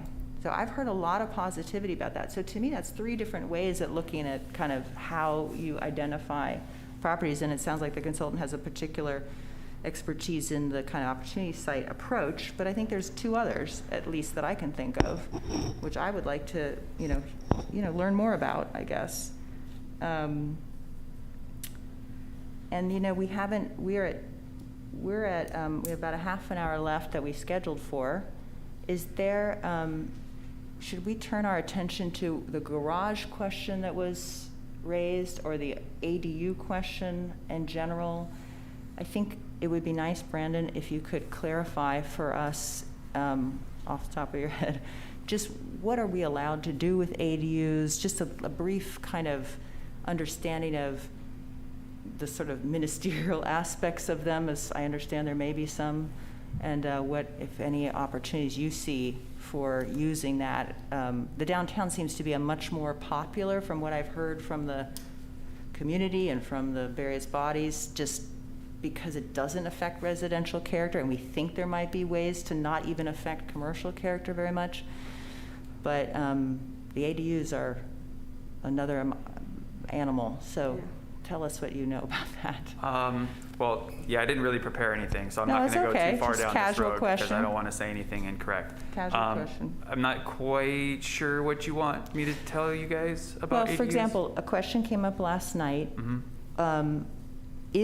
I think it was someone on the phone saying, isn't it just ADUs at this point are kind of, it's almost like a scam, in the sense that for many communities, an ADU would be utilized exactly as intended by the state, to add additional housing units, to house another generation of the family, et cetera, mother-in-law unit, and would bring other households to the community. But here, already potentially, and you tell us what you've observed, it's being used for a completely different reason, or a different intention, which is to make a house have more buildable square footage on a lot, or expand the use of a family's, like go from a small house to a slightly larger house.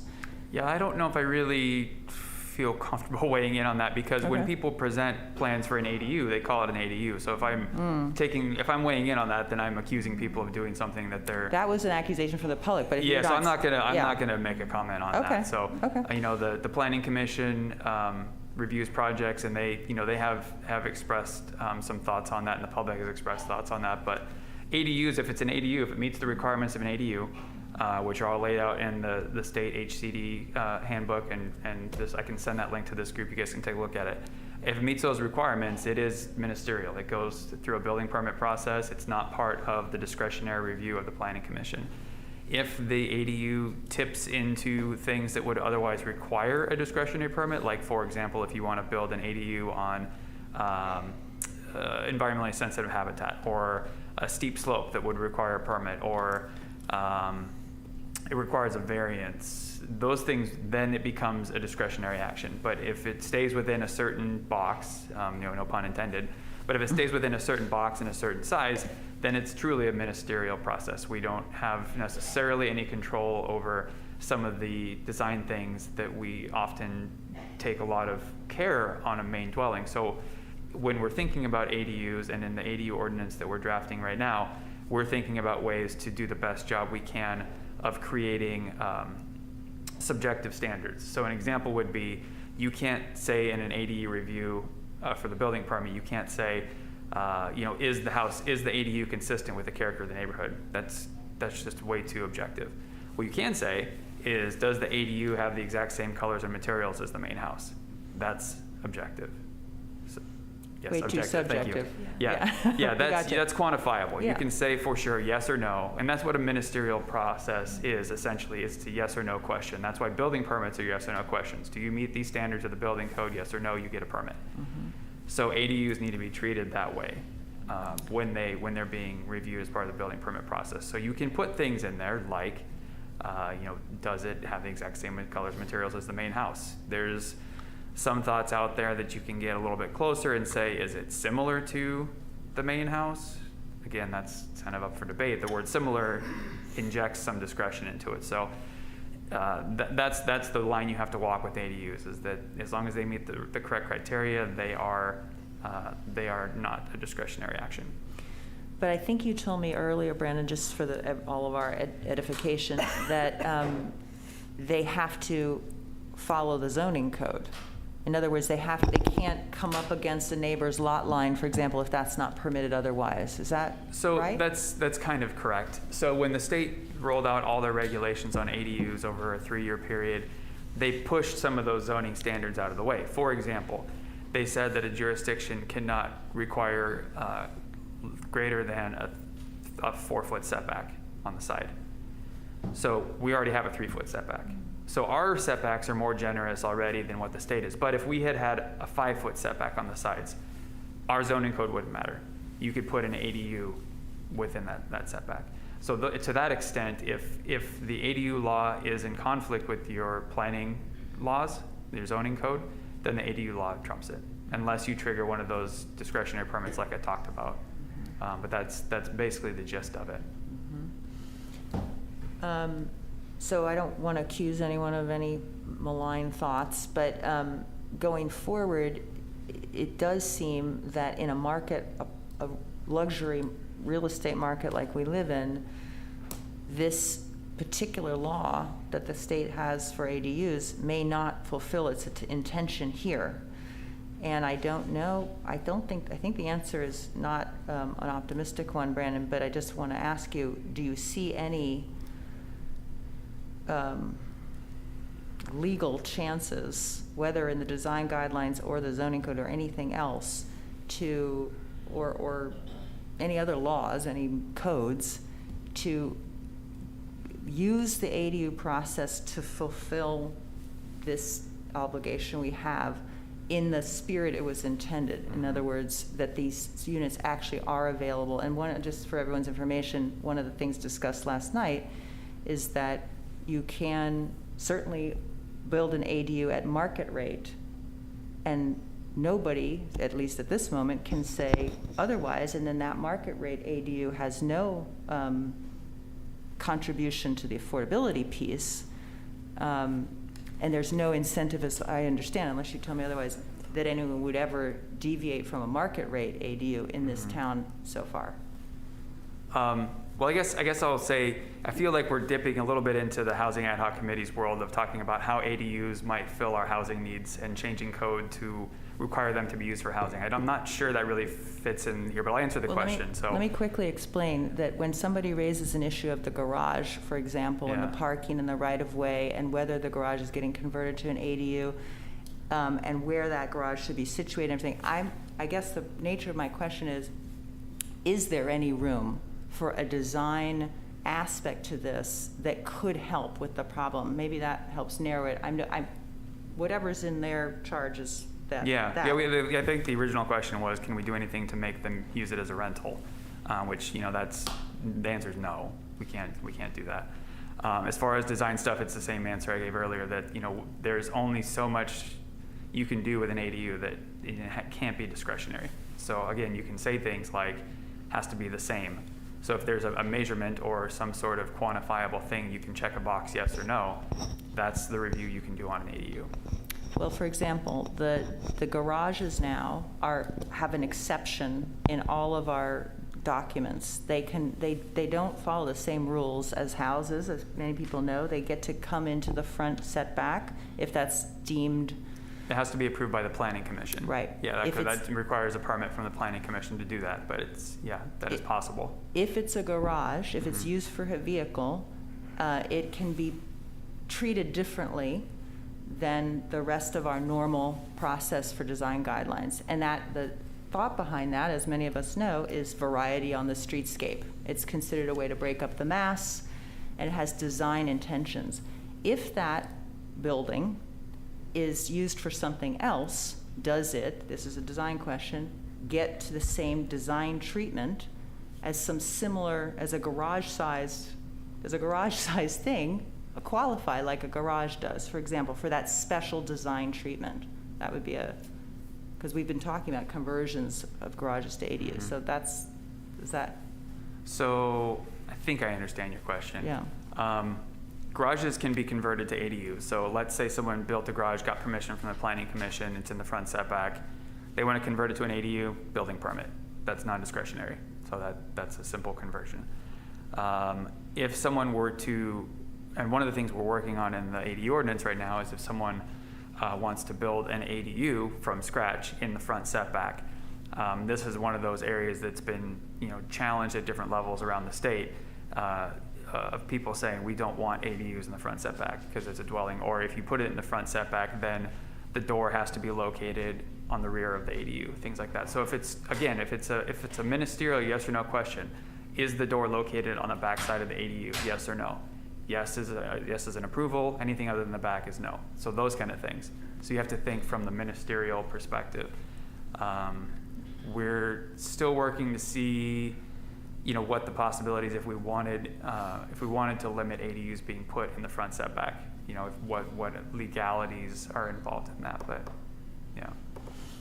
So, we've made an exception to the design of the property to allow garages, and it sounds like what you're saying is that if you got that exception in the past, you're grandfathered in a way to get a unit of housing in the front setback, which we would never allow from a design standpoint. Originally, we would not have allowed it. Certainly if someone came with a new garage proposal, but it wasn't a garage, it would not be in the front setback. So, well, that would be, I think, useful for us to know whether that's a tool for us or not in terms of sort of controlling our look and feel of our neighborhoods. Okay, well, I don't want to, be the only person asking questions, but I have a lot of them, so I just want to open up. Is there anything about the housing category of study that anyone wants to either raise now or sort of put a pin in for a future discussion on how we're going to address the design of the housing load that we have coming in? Could you be more specific, Victoria? Well, Doug mentioned we sort of have two obligations, and I think that's well put. The making sure that we've tightened and understood and modified whatever we're doing now for design guidelines, but also making sure that the future that is coming is as good or better from a design standpoint. And so I guess I'm asking about the latter one. Is there anything else about the future influx that may come, but may not, that we need to look into besides the things that have been raised already? Doug? So a question for Brandon. You had a consultant prepare a study on opportunities. When will that be available? We talked about that last night at the housing committee meeting. So we're just finalizing that right now, and that should be going out in the next couple weeks. Yeah, we're going to present it to City Council and roll it out to the public.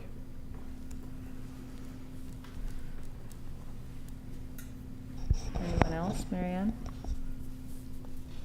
Well, I think Nori had addressed that earlier, because just cycling back to, I think, what we're here for in regard to the design guideline revisions, and I think Nori laid out a path of how he thinks he will address that.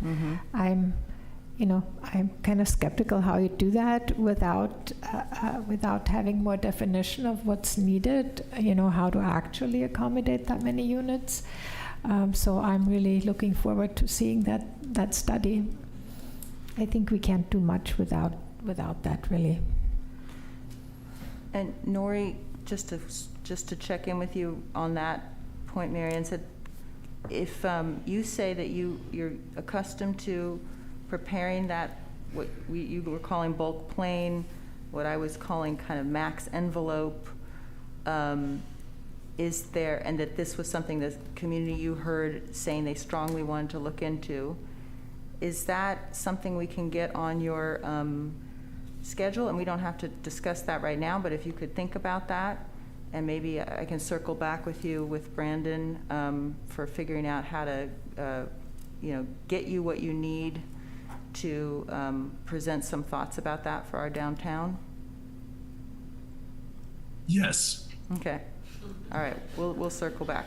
Okay, so then I would just as an action item propose that we do that we just were discussing with Nori, and that in general I don't know if this will fall to us as individuals. I don't know if anyone is interested in this besides me, but any kind of data we can get about available, and Brandon's already said there's no possibility of any kind of 3D understanding of downtown, but any kind of even more abstract than that understanding of how much real estate is available, what a maximum envelope could accommodate that we like.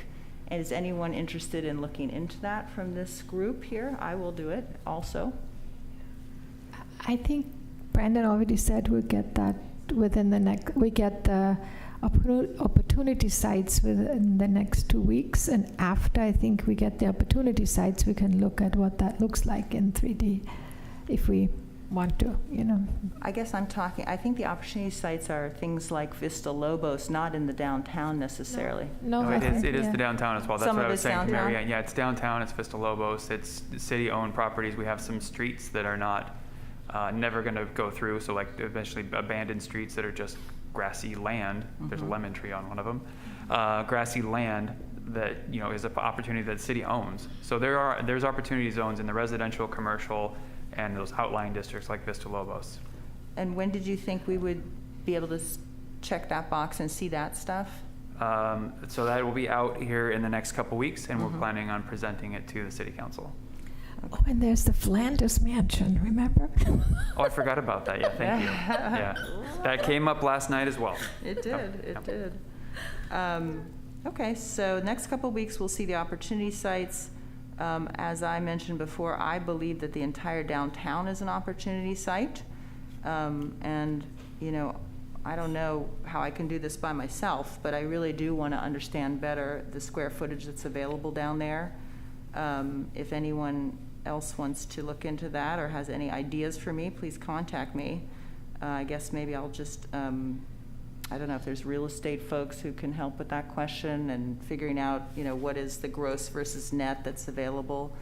But the folks downtown that I've spoken to that are interested in adding on their roofs and back into the depth of the block, I think need to know what we would allow them to do from an envelope standpoint. So I'm eager to have Nori's input on that. We have another item. Does anyone have any, I'm going to open up to the public just really briefly for having witnessed this discussion. I know there's only 3 folks left, but anybody have any comments having heard this whole thing hashed out? In relation to Just housing, just on the housing issue. And then I don't know if there's anyone on the Zoom for this. I can't see if people have their hand up. As I had said last night, this is Nancy again. Yes. I was looking for, in the scope of the incremental housing opportunities, to look at some of the private properties, which include any place that has a parking lot that's private, and even places, like I said, could be sacrilegious, but things like Larson Field as a potential. So, again, the Pope might override me on that one. Sacrilegious. But there, I think, are a lot of private property opportunities as well, and we should just look at them and put them on or off the list and say why. And maybe we'll see that in this thing in the next couple of weeks, whether those opportunity sites are there. And then, Nancy, stick around and let us know if they're missing and what else we need to look at. There's a hand up. There is a hand up. Oh, Dale. Thank you, Dale. Go ahead. Yes, if yes, you can Victoria. Dale Byrne. Yes. Thank you for bringing the ADU and the 350 housing units into the discussion. I think you handled it really well, and it's definitely a big deal in terms of how what you're doing is going to practically be implemented given the overlay of all these other forces that are being put on us. So thank you very much for doing that. I remembered your comment, Dale, so thanks for following up. Any other thoughts from here? Go ahead, Doug. Brandon, when the report's released, would you send copies to the committee, please? Yeah, it's going to go out to the whole public, so I'll send it to you guys as well. Yeah. And just a plug, so if you're interested in housing, and I would encourage everyone on this committee to do it, interested in the work that the city's ad hoc housing committee is doing, you can go to our website and sign up for updates under regulatory code updates. We talked about that last night. So we have our mailing list, and that's one of the things that's on there. So I just want to check with the group that we are in agreement to look into some of the things that Nori offered as often part of his scope in terms of analyzing an envelope. No objections to that from the group? Okay, so I'm going to say that's by consent. And Can I just say something? oh, sure, David. Sorry, go ahead. Okay. I just wanted to make sure that everybody had this information that we got last night because it was very useful to me. There are a lot of benefits to these new units, and there's a lot of disadvantages if we don't do it. So the Planning Commission can talk more about that in detail. But that's why we have to do it. And those reasons were really good. We get grants that we wouldn't otherwise. And we might not get grants that we usually do. And if we don't do it, then we might lose control over our village, which is a really important thing, and some other elements too. But yeah, just so anybody who hadn't heard that. Thank you, David. Actually, that gives me a good reminder to Melanie and Marianne to watch the tape, because I do think it was quite good in terms of an orientation for our work as well. So. Is it on the website? I think Brandon, is it up already, you think? It probably is, yeah. It'll be up on our YouTube page. We have all of our videos up there. Yeah, I really encourage. I think we also putting a link on we have a specific housing element update part of our website where you can find materials, including that video. Yeah, I really encourage everybody to watch it and get caught up. I thought it was fantastic. Okay, so now we're on, seeing no other comments, we're on to the next item, which is the strategy paper feedback. And I brought my notes from earlier, and I thought I would just submit them if we want, but I don't know if there's if folks are prepared to have any active discussion about this, or they have prepared notes that they want to submit, or Madam tell Chair, me how you all want to handle could I this. just interject for a second? So I think you're going to Sure. lose one of your members here in about 3 minutes. Oh, okay. I think Marianne has a hard stop at 10:30. So just for you to do with that as you Thank you. wish. Yep. Let's answer that question then about how you want to handle this item, which is here as a placeholder. If we don't want to handle it now, we can also elect to do that. Madam Chair? Yes. I think we've have a division. At the last meeting, Marianne wanted us collectively to hear each other, and Melanie has asked not to provide them in writing. Yeah. So that sort of involves getting everybody together too. Yeah, So- you're right. So let me just understand, Marianne, do you have, nobody wants to submit comments in writing, is that right? There's no time right now to do that with the holidays. On the strategy paper?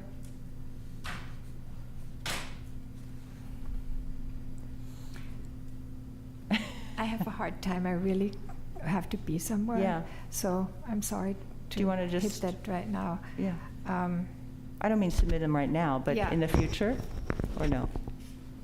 It depends. Okay. Right? It really depends. Okay. I can't comment on everything Okay. that just for Okay. professional conflict reasons, you can't. Right. I can't comment on everything in writing. So. Okay. This is knocking in for the same time. All right, we're losing Marianne, but we still have a quorum. Melanie, what are your thoughts on the? Well, I agreed with what Marianne had said before, that we get together and have a partial meeting or whatever it takes to go through these things carefully, because this is what we're going to be, I hate to use the word stuck with, but that's what we're going to be, is stuck with something if we don't agree, and if we don't perceive that our comments were incorporated and thoroughly reflected in this draft that went to the council. I think that there are going to be problems down down the road. And I think whatever the council sees, it should be what are our final comments, I mean, and our final perceptions of what we feel should be in the design guidelines. And I'm not prepared, I do not have the time to, and the ability in the foreseeable future to sit down and write out everything, and I don't think anyone's gonna honestly pay attention. If we're sitting here discussing and so forth, I think it'll be done faster, it'll be easier for Brandon, and if Brandon and Nori want to go through even more paperwork, well then, I can't, I'm not gonna follow through on that, because I just honestly don't have the time and inclination, because I like when we discuss things at the table, and because it makes a big difference. I want to know what each one of you think. I already know what I think, but I can be persuaded one way or another, or many different ways, if after we've after we've thoroughly digested something. So I'm just repeating what I said last time, and so I'd vote to just have a part of a meeting or a whole meeting on getting this thing fleshed out the way we think it should be. And I think if we do that, then we can start moving through a lot of other things faster. Mm-hmm. Any other comments on just how to approach this one? Because we have touched on it in the past, and I feel as though it's a procedural question. We don't really know what is the most effective way. That's a pitch for a group discussion. I can't tell what Mary Ann meant by what she was saying, but Doug and Dawn, do you have any other thoughts about the strategy paper and how to approach this disconnect? I agree with pretty much everything Melanie was saying about that. Okay, so it bears a full discussion about the strategy paper as just to make sure the direction from the steering committee is clear in terms of, and that strategy paper, as Nori said last time, is been presented, obviously, and has a kind of, I don't know if it's a finality, but it has an encapsulated thing that went forward and already went through what it did. And the question is, do we end up with a document that supplements that, out of discussion, that's basically strategy paper steering committee version? I don't mean the whole strategy paper, but maybe addendum, or what's the vision for when we agendize this matter, what is the goal of that agenda item? To come up with principles that need to be added that we agree on as a group? What do we think? Doug, maybe? Do you have any thoughts? I was going to ask Nori a question. Go ahead, ask Nori. Nori, is it too late to provide additional information on the strategy paper? It is not too late to provide information. We're not going to revise the strategy paper. Right. That was an outline of how we're going to proceed forward into the drafting stage. That said, there are lots of things that can be incorporated as we get into the drafting. And so if there are specific concerns that you have, we will want to hear those, obviously, and take those into consideration as we work on those drafts. No, the scope is not to revise the strategy paper. My understanding is that Council and Planning Commission gave us the go-ahead with the added comments that they had provided, and we will be certainly working with those. And I heard that you also want to review and discuss those, and having your advice about those comments would be useful as well. Many of them were simply reinforcing things that are already in the strategy paper, maybe not to the level of detail that the Council or Commission members mentioned, but I think they were all in line with what's already there. So it's not like this is an official planning document to be adopted as policy. It is a working paper to give us direction on how to move into the drafting stage for the guidelines and the code revisions. There will be plenty of opportunity for comments and additions as we move forward into that. Let me follow up, Nori, on question to follow Doug's. Is there maybe one idea for how to incorporate these lingering thoughts from the committee here?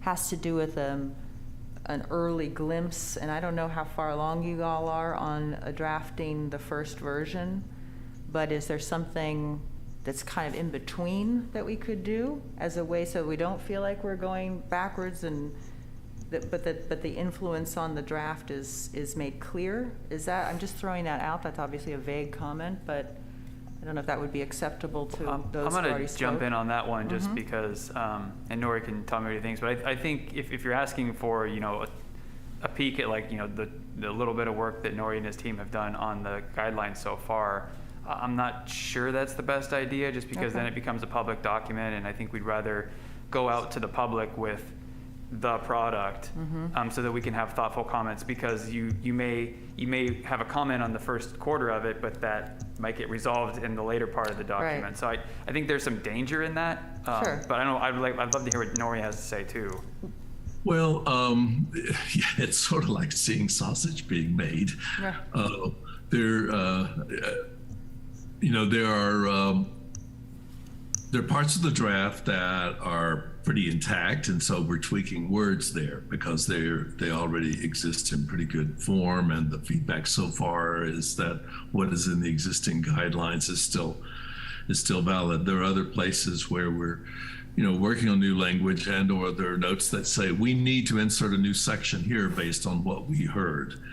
Now, we have developed internally a messy outline that's fairly detailed, but any writing expert or grammarian would just be aghast at it because it isn't consistent in format.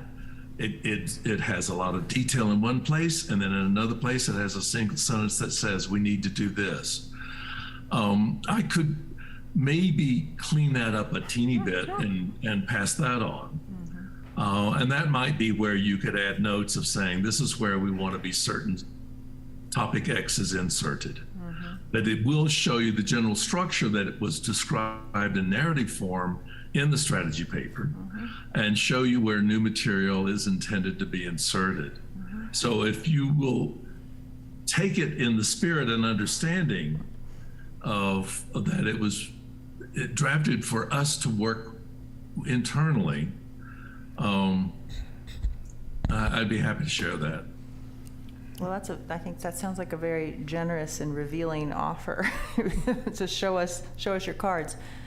I think, to me, and I'll just give my opinion for a moment, that if we can think of this as the transition from the steering paper and whatever flaws we saw in it to a constructive mode that we can get those thoughts recorded, that appeals to me. And it could be in the same format, Melanie, as you and Don have advocated for, of the group discussion of the principles that we feel were left behind on the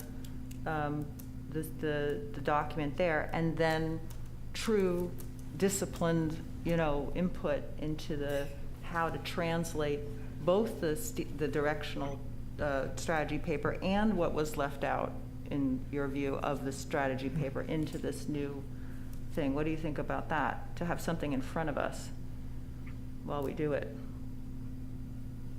Melanie's contemplating.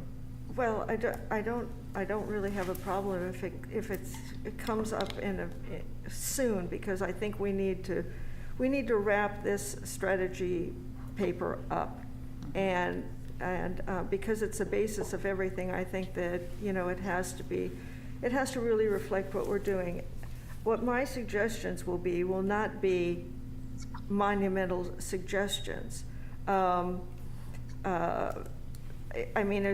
not ever going to ask for something major to be changed in it. It's just it's wordsmithing that really concerns me, and it concerns me that a draft, quote unquote, went to the council that we never really looked at. Our comments were made very clearly, and I think that, you know, for the most part, things were well, you know, well translated. But I think since this is such a sensitive topic, and we don't want misunderstanding, we want clarity, and I keep saying this, clarity, and precision in language. I think you said this also, yes, Victoria. For sure. And so if we have clarity and if we have careful wordsmithing, I think that, and that our perceptions about things and the things we feel very strongly about as a committee follow those two ideas, then I think it'll make the whole process work better, and we'll come up with something that we're more satisfied with. But if Nori can get his ideas together in a timely fashion, which is extra work for you, I hope not too much. I don't think you have to be worried too much about, you know, the fine points of this, Nori. Just get us something to work from. Then we can put this to sleep. But I just want to reiterate that I'm not going to be asking for you to change this document in huge ways. I'm just going to be going over ideas and things that we discussed that were left out. Well, it seems to me that the opportunity Nori's offer suggests for us is a way to handle any big picture items that we think might not have carried through in the prep of what is a big picture outline format. And if it turns out that there's some subtlety to the language of the steering committee, the strategy paper versions that has a big picture impact, which I think is likely. I'm not saying that's unlikely. These are, you know, sometimes a little word means something changes an idea entirely. So that would give us an opportunity to sort of operate on that strategy level without going back and doing too much, you know, of rehashing. So we can look back at the steering, I keep saying steering strategy paper, see what was unsatisfactory, and make sure that it's on the radar through this outline process. Does that make sense as an option? But I want to hear Don. What are you thinking? Well, I just have confidence in Nori's approach to this, and I think there'll be ample opportunity to address all these concerns. Doug, what do you think? I'm going to paraphrase something I've heard Melanie say a couple times, and that is she's concerned that the train has left and there may still be some passengers at the station that need to get on that train. And so Nori, is there going to be an opportunity at the next station for those people to catch the train if they missed it when it left the first station? I want to make sure Melanie's at ease with where we end up going here. And Mary Ann too, who seems to be quite uncomfortable. And I guess, Nori, maybe a question for you is, when do you think you can feel comfortable sharing your grammatically challenged document? I'll get it to you next week. Okay. Well, and I think, Madam Nori. Chair, if I could, I think Doug actually Yes. was asking Nori a question there. Oh, Can the sorry. people get back on the train? Yes. Nori, I think the answer is yes. That's kind of what you were saying, is that the strategy paper was not a policy document. It was a guidance document. It's not something we're going to codify. So, to Melanie's concerns about wanting to wordsmith it, not changing anything major, I don't know if the wordsmithing is as important as making sure that we didn't miss anything major, and that's what you'll send out to the group. We'll see if we left any passengers back at the station, and that would be the time where they can get back on the train, to use Doug's analogy. Is that accurate, Nori?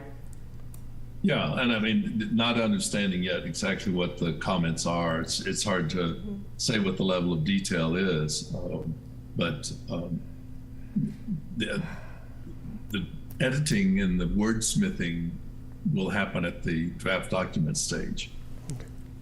If Yeah. it's content, if it's the content of the actual document, which, for example, will include those key principle statements.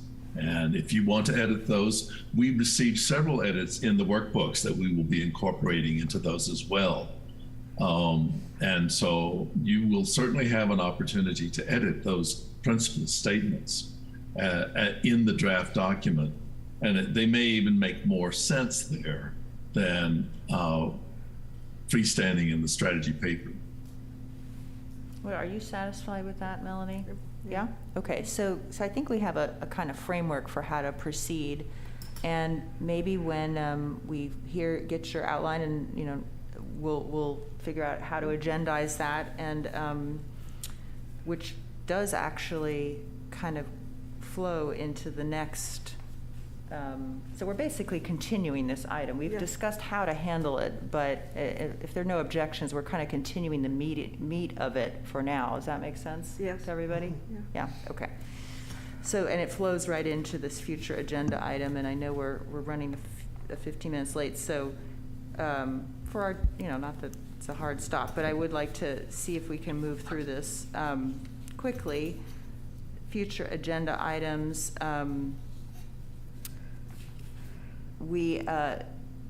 think either Doug and I, or Brandon and Doug and I, or I can't remember who, we talked about trying to introduce a type of meeting that's a little more less formal than this, because we are obviously, legislative bodies have tools available to them. They don't always have to meet like this. They can meet in a workshop environment, which was sort of what was done yesterday at the ad hoc. It was pretty open and flowing, but I think, and Brandon made some great comments about try to ignore the dais, because it is supposed to be an informal meeting, but it is still very hard to ignore. We are creatures, physical creatures.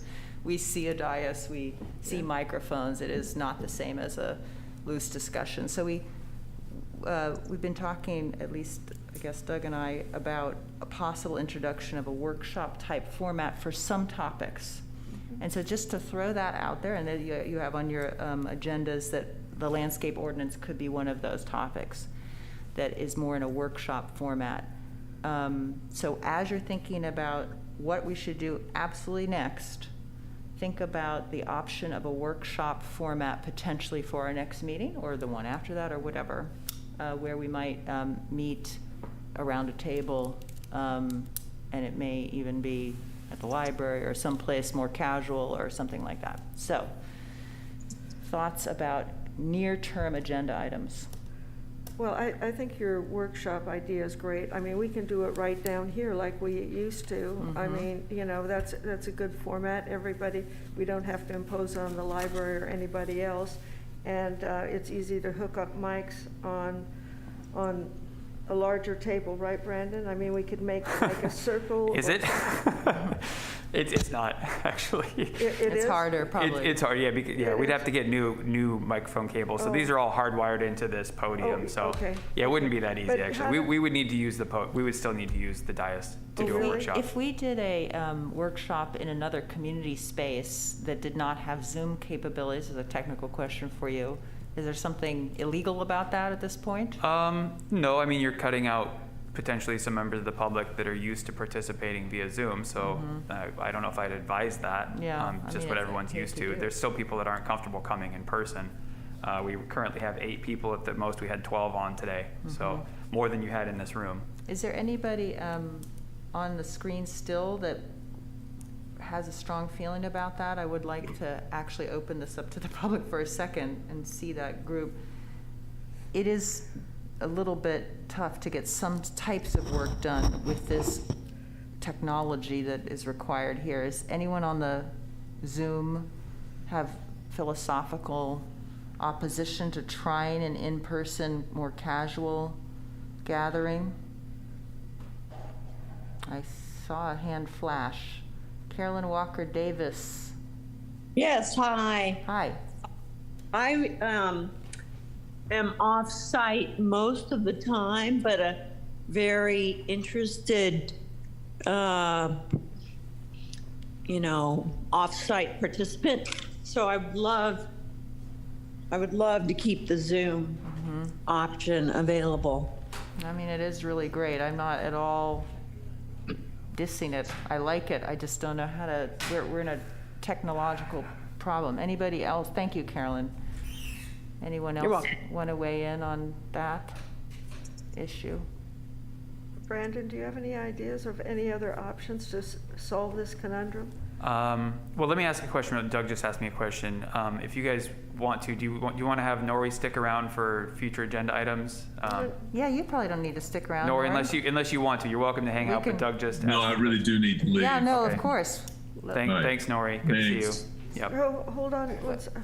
Oh, sorry. Did you want to ask Nori a question? Well, maybe I Go can ahead, ask come the on up. question. I can maybe ask the question of Yeah. you, and then you can ask Nori. Yeah. The CPA, or Carmel Preservation Association, has been doing a lot of work Yes. on the previous or the existing design guidelines to make comments and stuff. It's actually pretty quick to look through it and see what's changed. It's highlighted and stuff.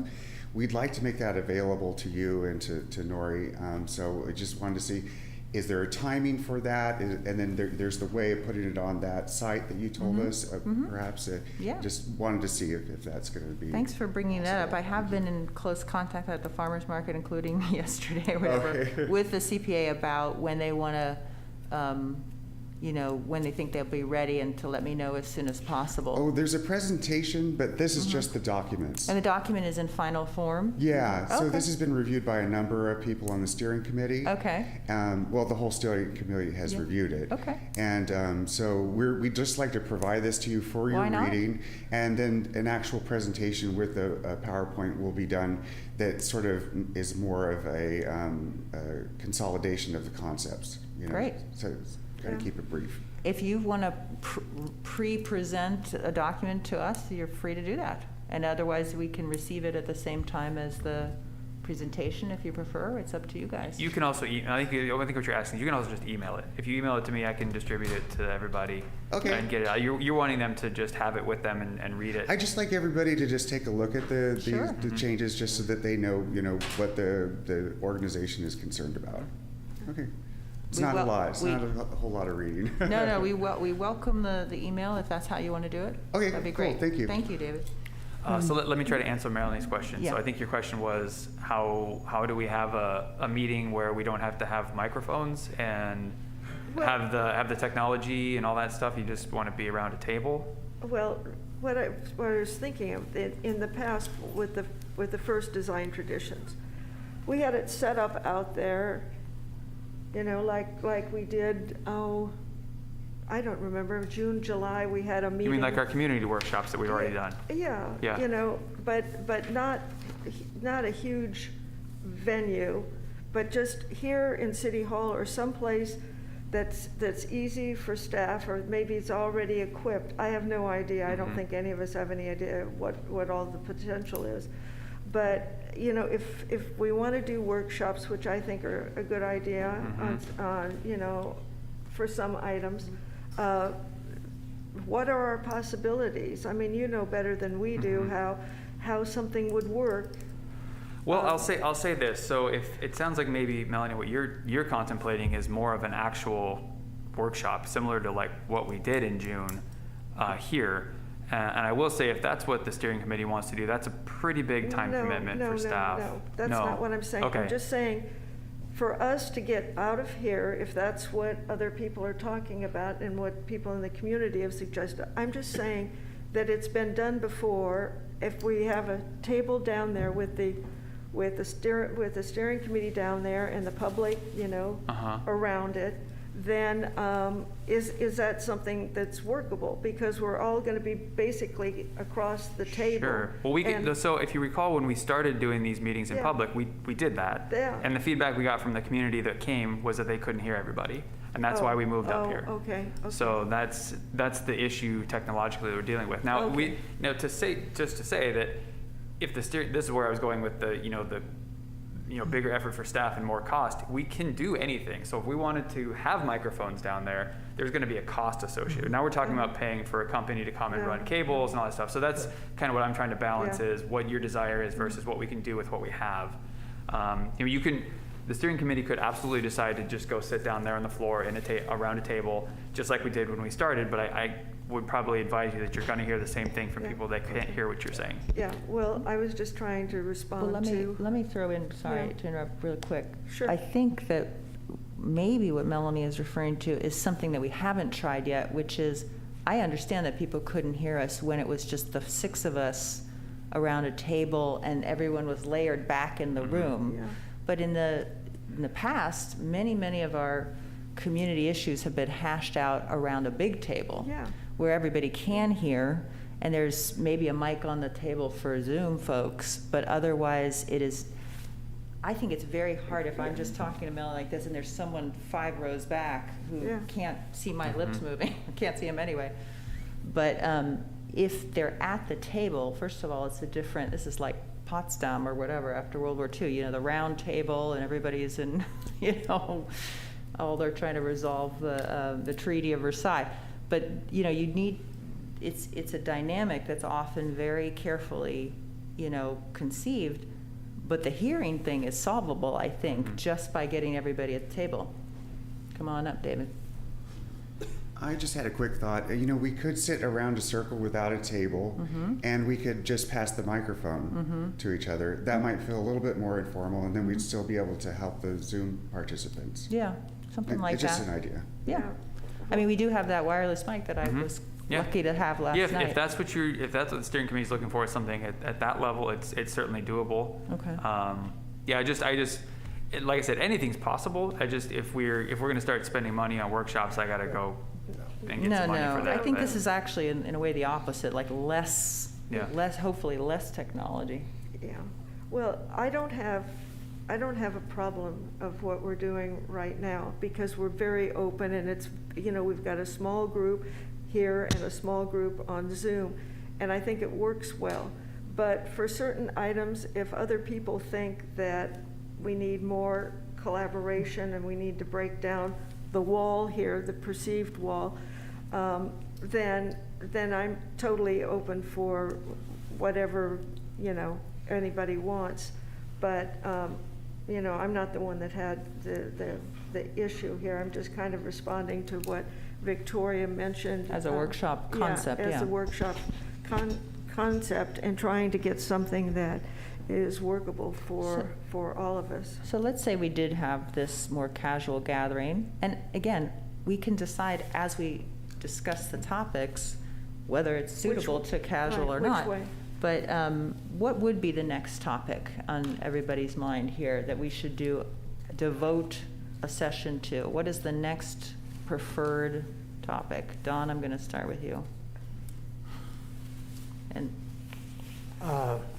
And our urgent list, to remind you, was housing, landscape, and this steering. Well, of course, I keep it's calling it always strategy. considered the landscape thing critically important. And I think the train has left the station a long time ago on that because we should have had the input from the consultant for our discussions. We haven't had that. Yeah. So I don't understand how we're going to cover that issue. What if Bernard was available for a workshop and we would have to check? Would that be something you'd want to do next? Well, I think it's pretty important. Mm-hmm. I was also going to say, I don't know if it's a proper task or not, but the boat plane thing, I need an education on that. Yeah. I don't know if I'm the only one, Yeah. but I don't know what that's all about. And since it's a device that's been widely used, it warrants, I think, understanding it for its possible application with us. So that's another issue. Yeah. Yeah. And for that one, I will say that we already had the discussion that Nori is willing to, and was feeling compelled, in fact, to look at that when it comes to the downtown. Or, no, I'm sorry, he said housing in general, or the residential and the downtown, just in general. He had introduced the boat plane and said he was accustomed to doing that and wanted to follow up on it. So it could be that explanation comes as part of his introduction of that for Carmel. Okay. So, but I think that is a very good topic. Yeah. Doug, what did you think is most urgent? The landscape ordinance, I think we need to get that kicked off. Mm-hmm. And can I just make a comment about that? Yeah. I agree with what Don has said. I think we need to get this landscape ordinance going. We need to see Bernard as soon as possible, but we need to get a schedule going. And we really need to get a holiday schedule going so that we can do our prep, so staff can understand and have, feel comfortable with what we're doing. Because if we lose a month and a half because of holidays, that's going to seriously put the schedule behind, the contract behind, and everything behind. So Brandon mentioned something about, or somebody mentioned something about a meeting on Monday after Thanksgiving. I think we need to figure out a schedule, what's going to work for all of us between now and the day after New Year's, or 2 days after New Year's. And I think that Don's right. I think Doug's right. We need, and I know Mary Ann would be wholeheartedly supportive, and I know you are. We need to get this landscape thing going. Things are happening in town that are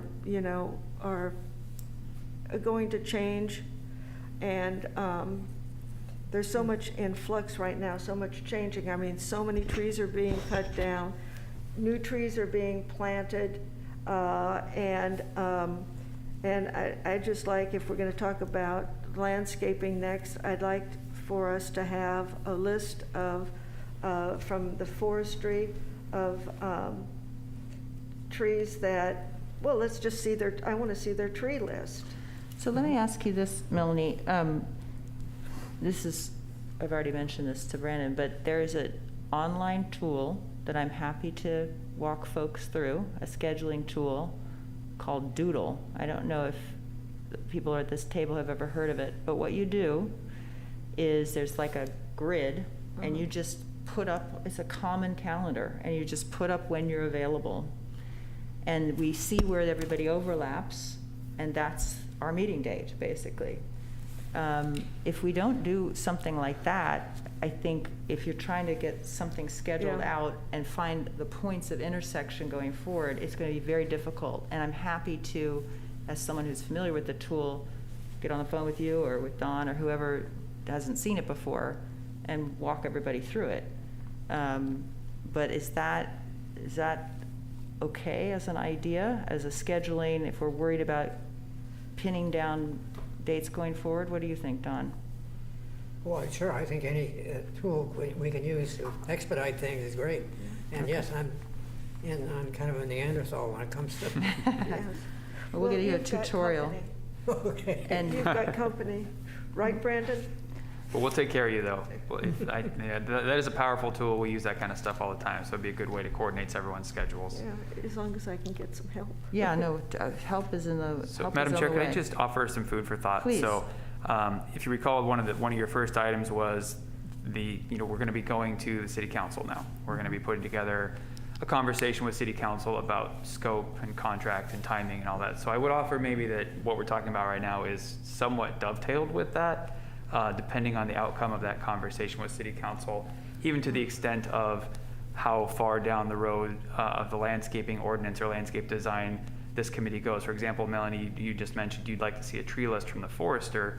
I think that's in that realm of asking City Council, do they want this steering committee that was set up to look at updating the design guidelines, a document, to start working with the forester on technically selecting plant types? So I think that's kind of the questions we need to get answered from City Council. Is that where, would they like the steering committee to go that direction?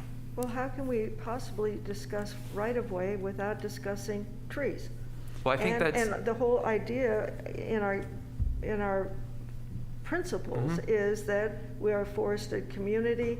We want to preserve the forest. We want to extend it into the property. I mean, we just need to understand, I think, as a prelude to the getting together with Bernard, that we need to understand what is current in order to be intelligent about what we're talking about. And we're talking about forest preservation. Well, we can't wait until the very end to discuss those kinds of things. So Well, and that's why I offered it as food for thought. I mean, I think don't want to get into nitpicking with the forestry department. That's not the point. The point is just to understand, you know. It's sort of like an educational workshop. It's just like, and the forester doesn't even have to come. Right. All we have to do is see a list, and we know conceptually what we're talking about, and just to get a feel. You know, it's just another tool for us to understand better what's going on right now before we start talking about changes. Let me ask you this, Melanie. So, and I know everybody here wants to discuss landscaping. We want to get Bernard involved. We want to prepare ourselves to make good decisions when it comes to the design guidelines. I want to, I think one suggestion could be, Melanie's already brought up one document she'd like to see. If you guys could go on the website, the web page that's created for our easy access, this steering committee.universe, and look at what is under the heading public right-of-way.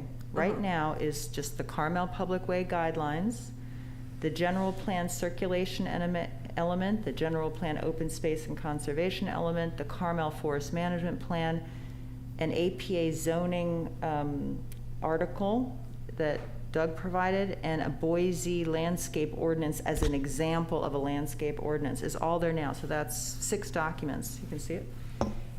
It would be great if folks could just look at the list. Don't read the stuff. This is not a reading assignment, but just look at the list and say, what else would be useful to prepare myself for discussing the landscape ordinance issues or any aspect of landscape design for the design guidelines. So any other documents, you mentioned one, Melanie, I would ask the same, Brandon, of you, if you could just brainstorm in your own mind, like you have encyclopedic knowledge of all the little moving parts out there in the document world of the city. Anything that you think, I mean, I think there is, that might, I don't even know if that's on here yet, because I've not read these yet, I've just put them up. But, you know, I think there are plant lists within some of these documents already. We need to find them and review it. But take a look at these documents, see what's missing in your mind. Brandon, if you see anything missing that could be part of a conversation that educates us about this. I think there's no question, obviously, that the right-of-way is part of the design guidelines. So I think that that as an idea of permission, I just want to go back to item 5 for a second and agendizing item 5, going to the council. I thought that the way that is phrased is that we're going to the council to ask that there be some flexibility in the hard stop of March that we originally thought there was. That has some contract implication for Nori that is going to be addressed off-site here. But that in general, we are talking about getting the leeway in the scheduling to address some of these things and educate ourselves to a higher level and have a more expert input onto this and more community input as well.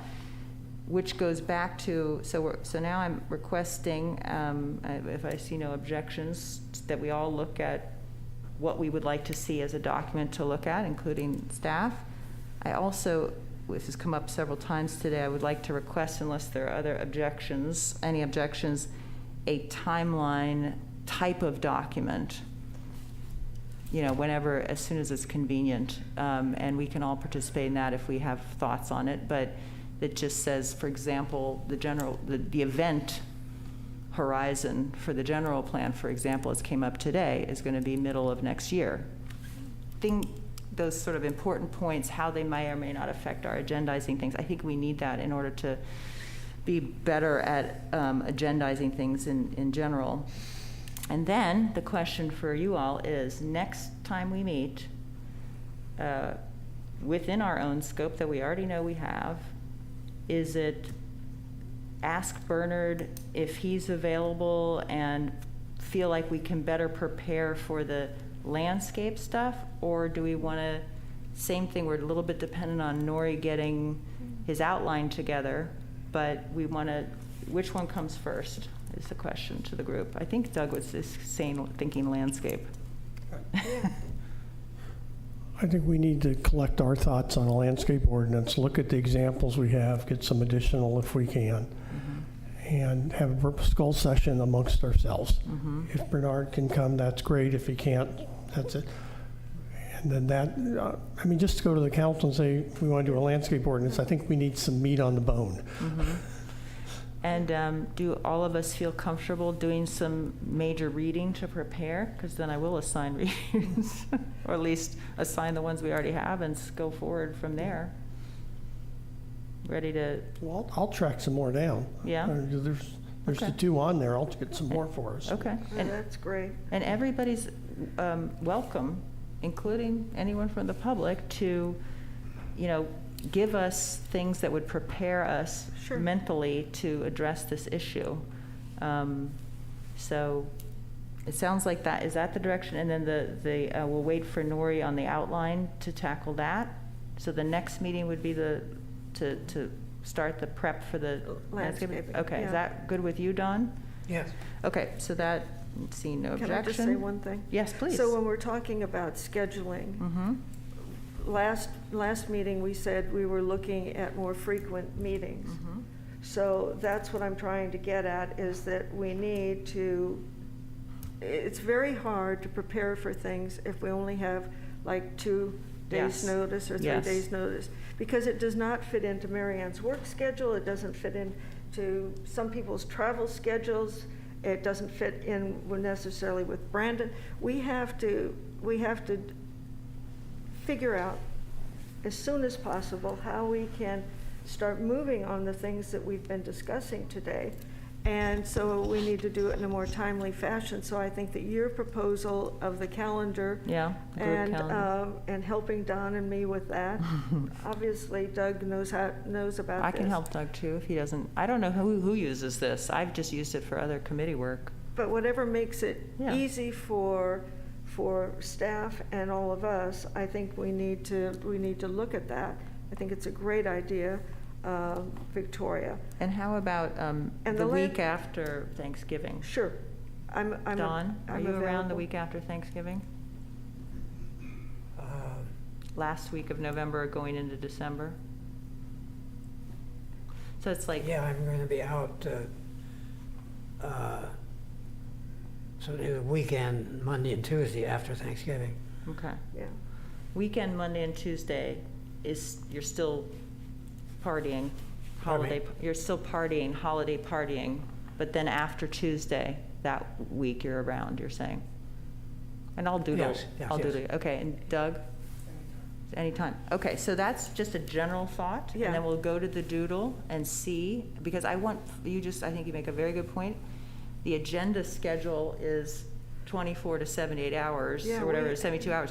That is not enough time to do homework if we're And- going to be well informed. So we Yeah. really do need to kind of have an abstract idea of about when we're meeting Yeah. and then hone it down and then get the agenda going on. So. We just need to project a little bit and Yep. not do things ad hoc.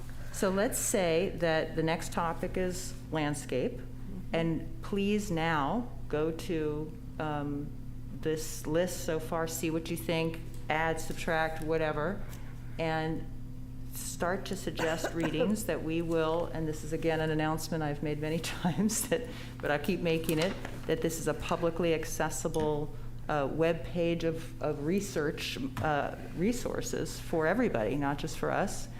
Anybody, as David just said, he might submit something to go on there. It is a compendium for us to refer to and then on occasion assign to a particular meeting. So it sounds like what we're going to do is assign these types of readings to ourselves for a meeting that may come in the next couple of weeks, and we're going to figure that out on Doodle. Does that sound like it captures it, everybody? Is that, no objections to that? Okay. All right, does anyone have any other comments? I'm going to open it up one more time to the public. Nancy has a comment? So, with the level of managing your time, if with Nori's commitment to providing that outline, isn't that really your next most urgent topic, or really is it the landscaping one? That's a good a question. Yeah, it's a good question, and I think we're dependent on a couple things happening to finalize that, maybe. I mean, we don't. Well, I don't. Madam Chair, But go ahead, yes. my thought was, Nori said several weeks. before we could get that document. And that before that trigger point, we would adjust the landscape ordinance. I think he said about a week, but even then, I mean, even when you're talking about prepping, to Melanie's point, if we wait a week, and so it is the same point, but I do think he said about a week. So it just, you know, how can we get a little more in front of things and not be rushing like we do when we're just following the bare minimum for Brown Act noticing is not enough, obviously. And I don't see how what Nori's doing is going to monumentally affect getting into the landscape ordinance. I mean, we've talked about this for a number of months. Yes. We need to get our Let's do feet it. in the water, or at least our toes. Let's do it. And get going. And so I think it's very good use of our time. Okay, good. ASAP. So that's good. So then that's the highest priority at the moment. We already have a start on the types of documents we need to look at. That will also, again, be in the agenda, noticed in the agenda. Whatever's added will be noticed in the agenda. And as always, please go to this site to see what we are trying to study, and anyone can suggest things. Is there any final thought from the Zoom room on this whole projection forward? I see maybe someone are you unmuted, Carolyn? Oh, just if you could let us know which webpage again. I missed it. Yeah. Sure. Thanks. It's called, and this is a little weird, it's a very cheap to the point of free service. That's why it's a little weird, the postscript here, but it's steeringcommittee.universe. But the universe has a dot in it. So you go steeringcommittee.univer.s. So got to put the dot before the SE, before the last two letters. Steeringcommittee.universe. And Carolyn, hey, this is Brandon. The link is actually, if you go to the city's website for agendas, if you click on the agenda for the steering committee and click on the meeting materials, the link is actually in there. So you can just get the hyperlink right from the agenda. Yeah, you don't have to remember anything. Super. Thanks very much. Thank you for reminding me of that, Brandon. Okay, so and if there are no other thoughts, then I think we're going to be adjourned. Is that okay with everybody? And no objections? Okay, then we're adjourned. Thank you so much for coming, everybody, and we'll see you at the next one.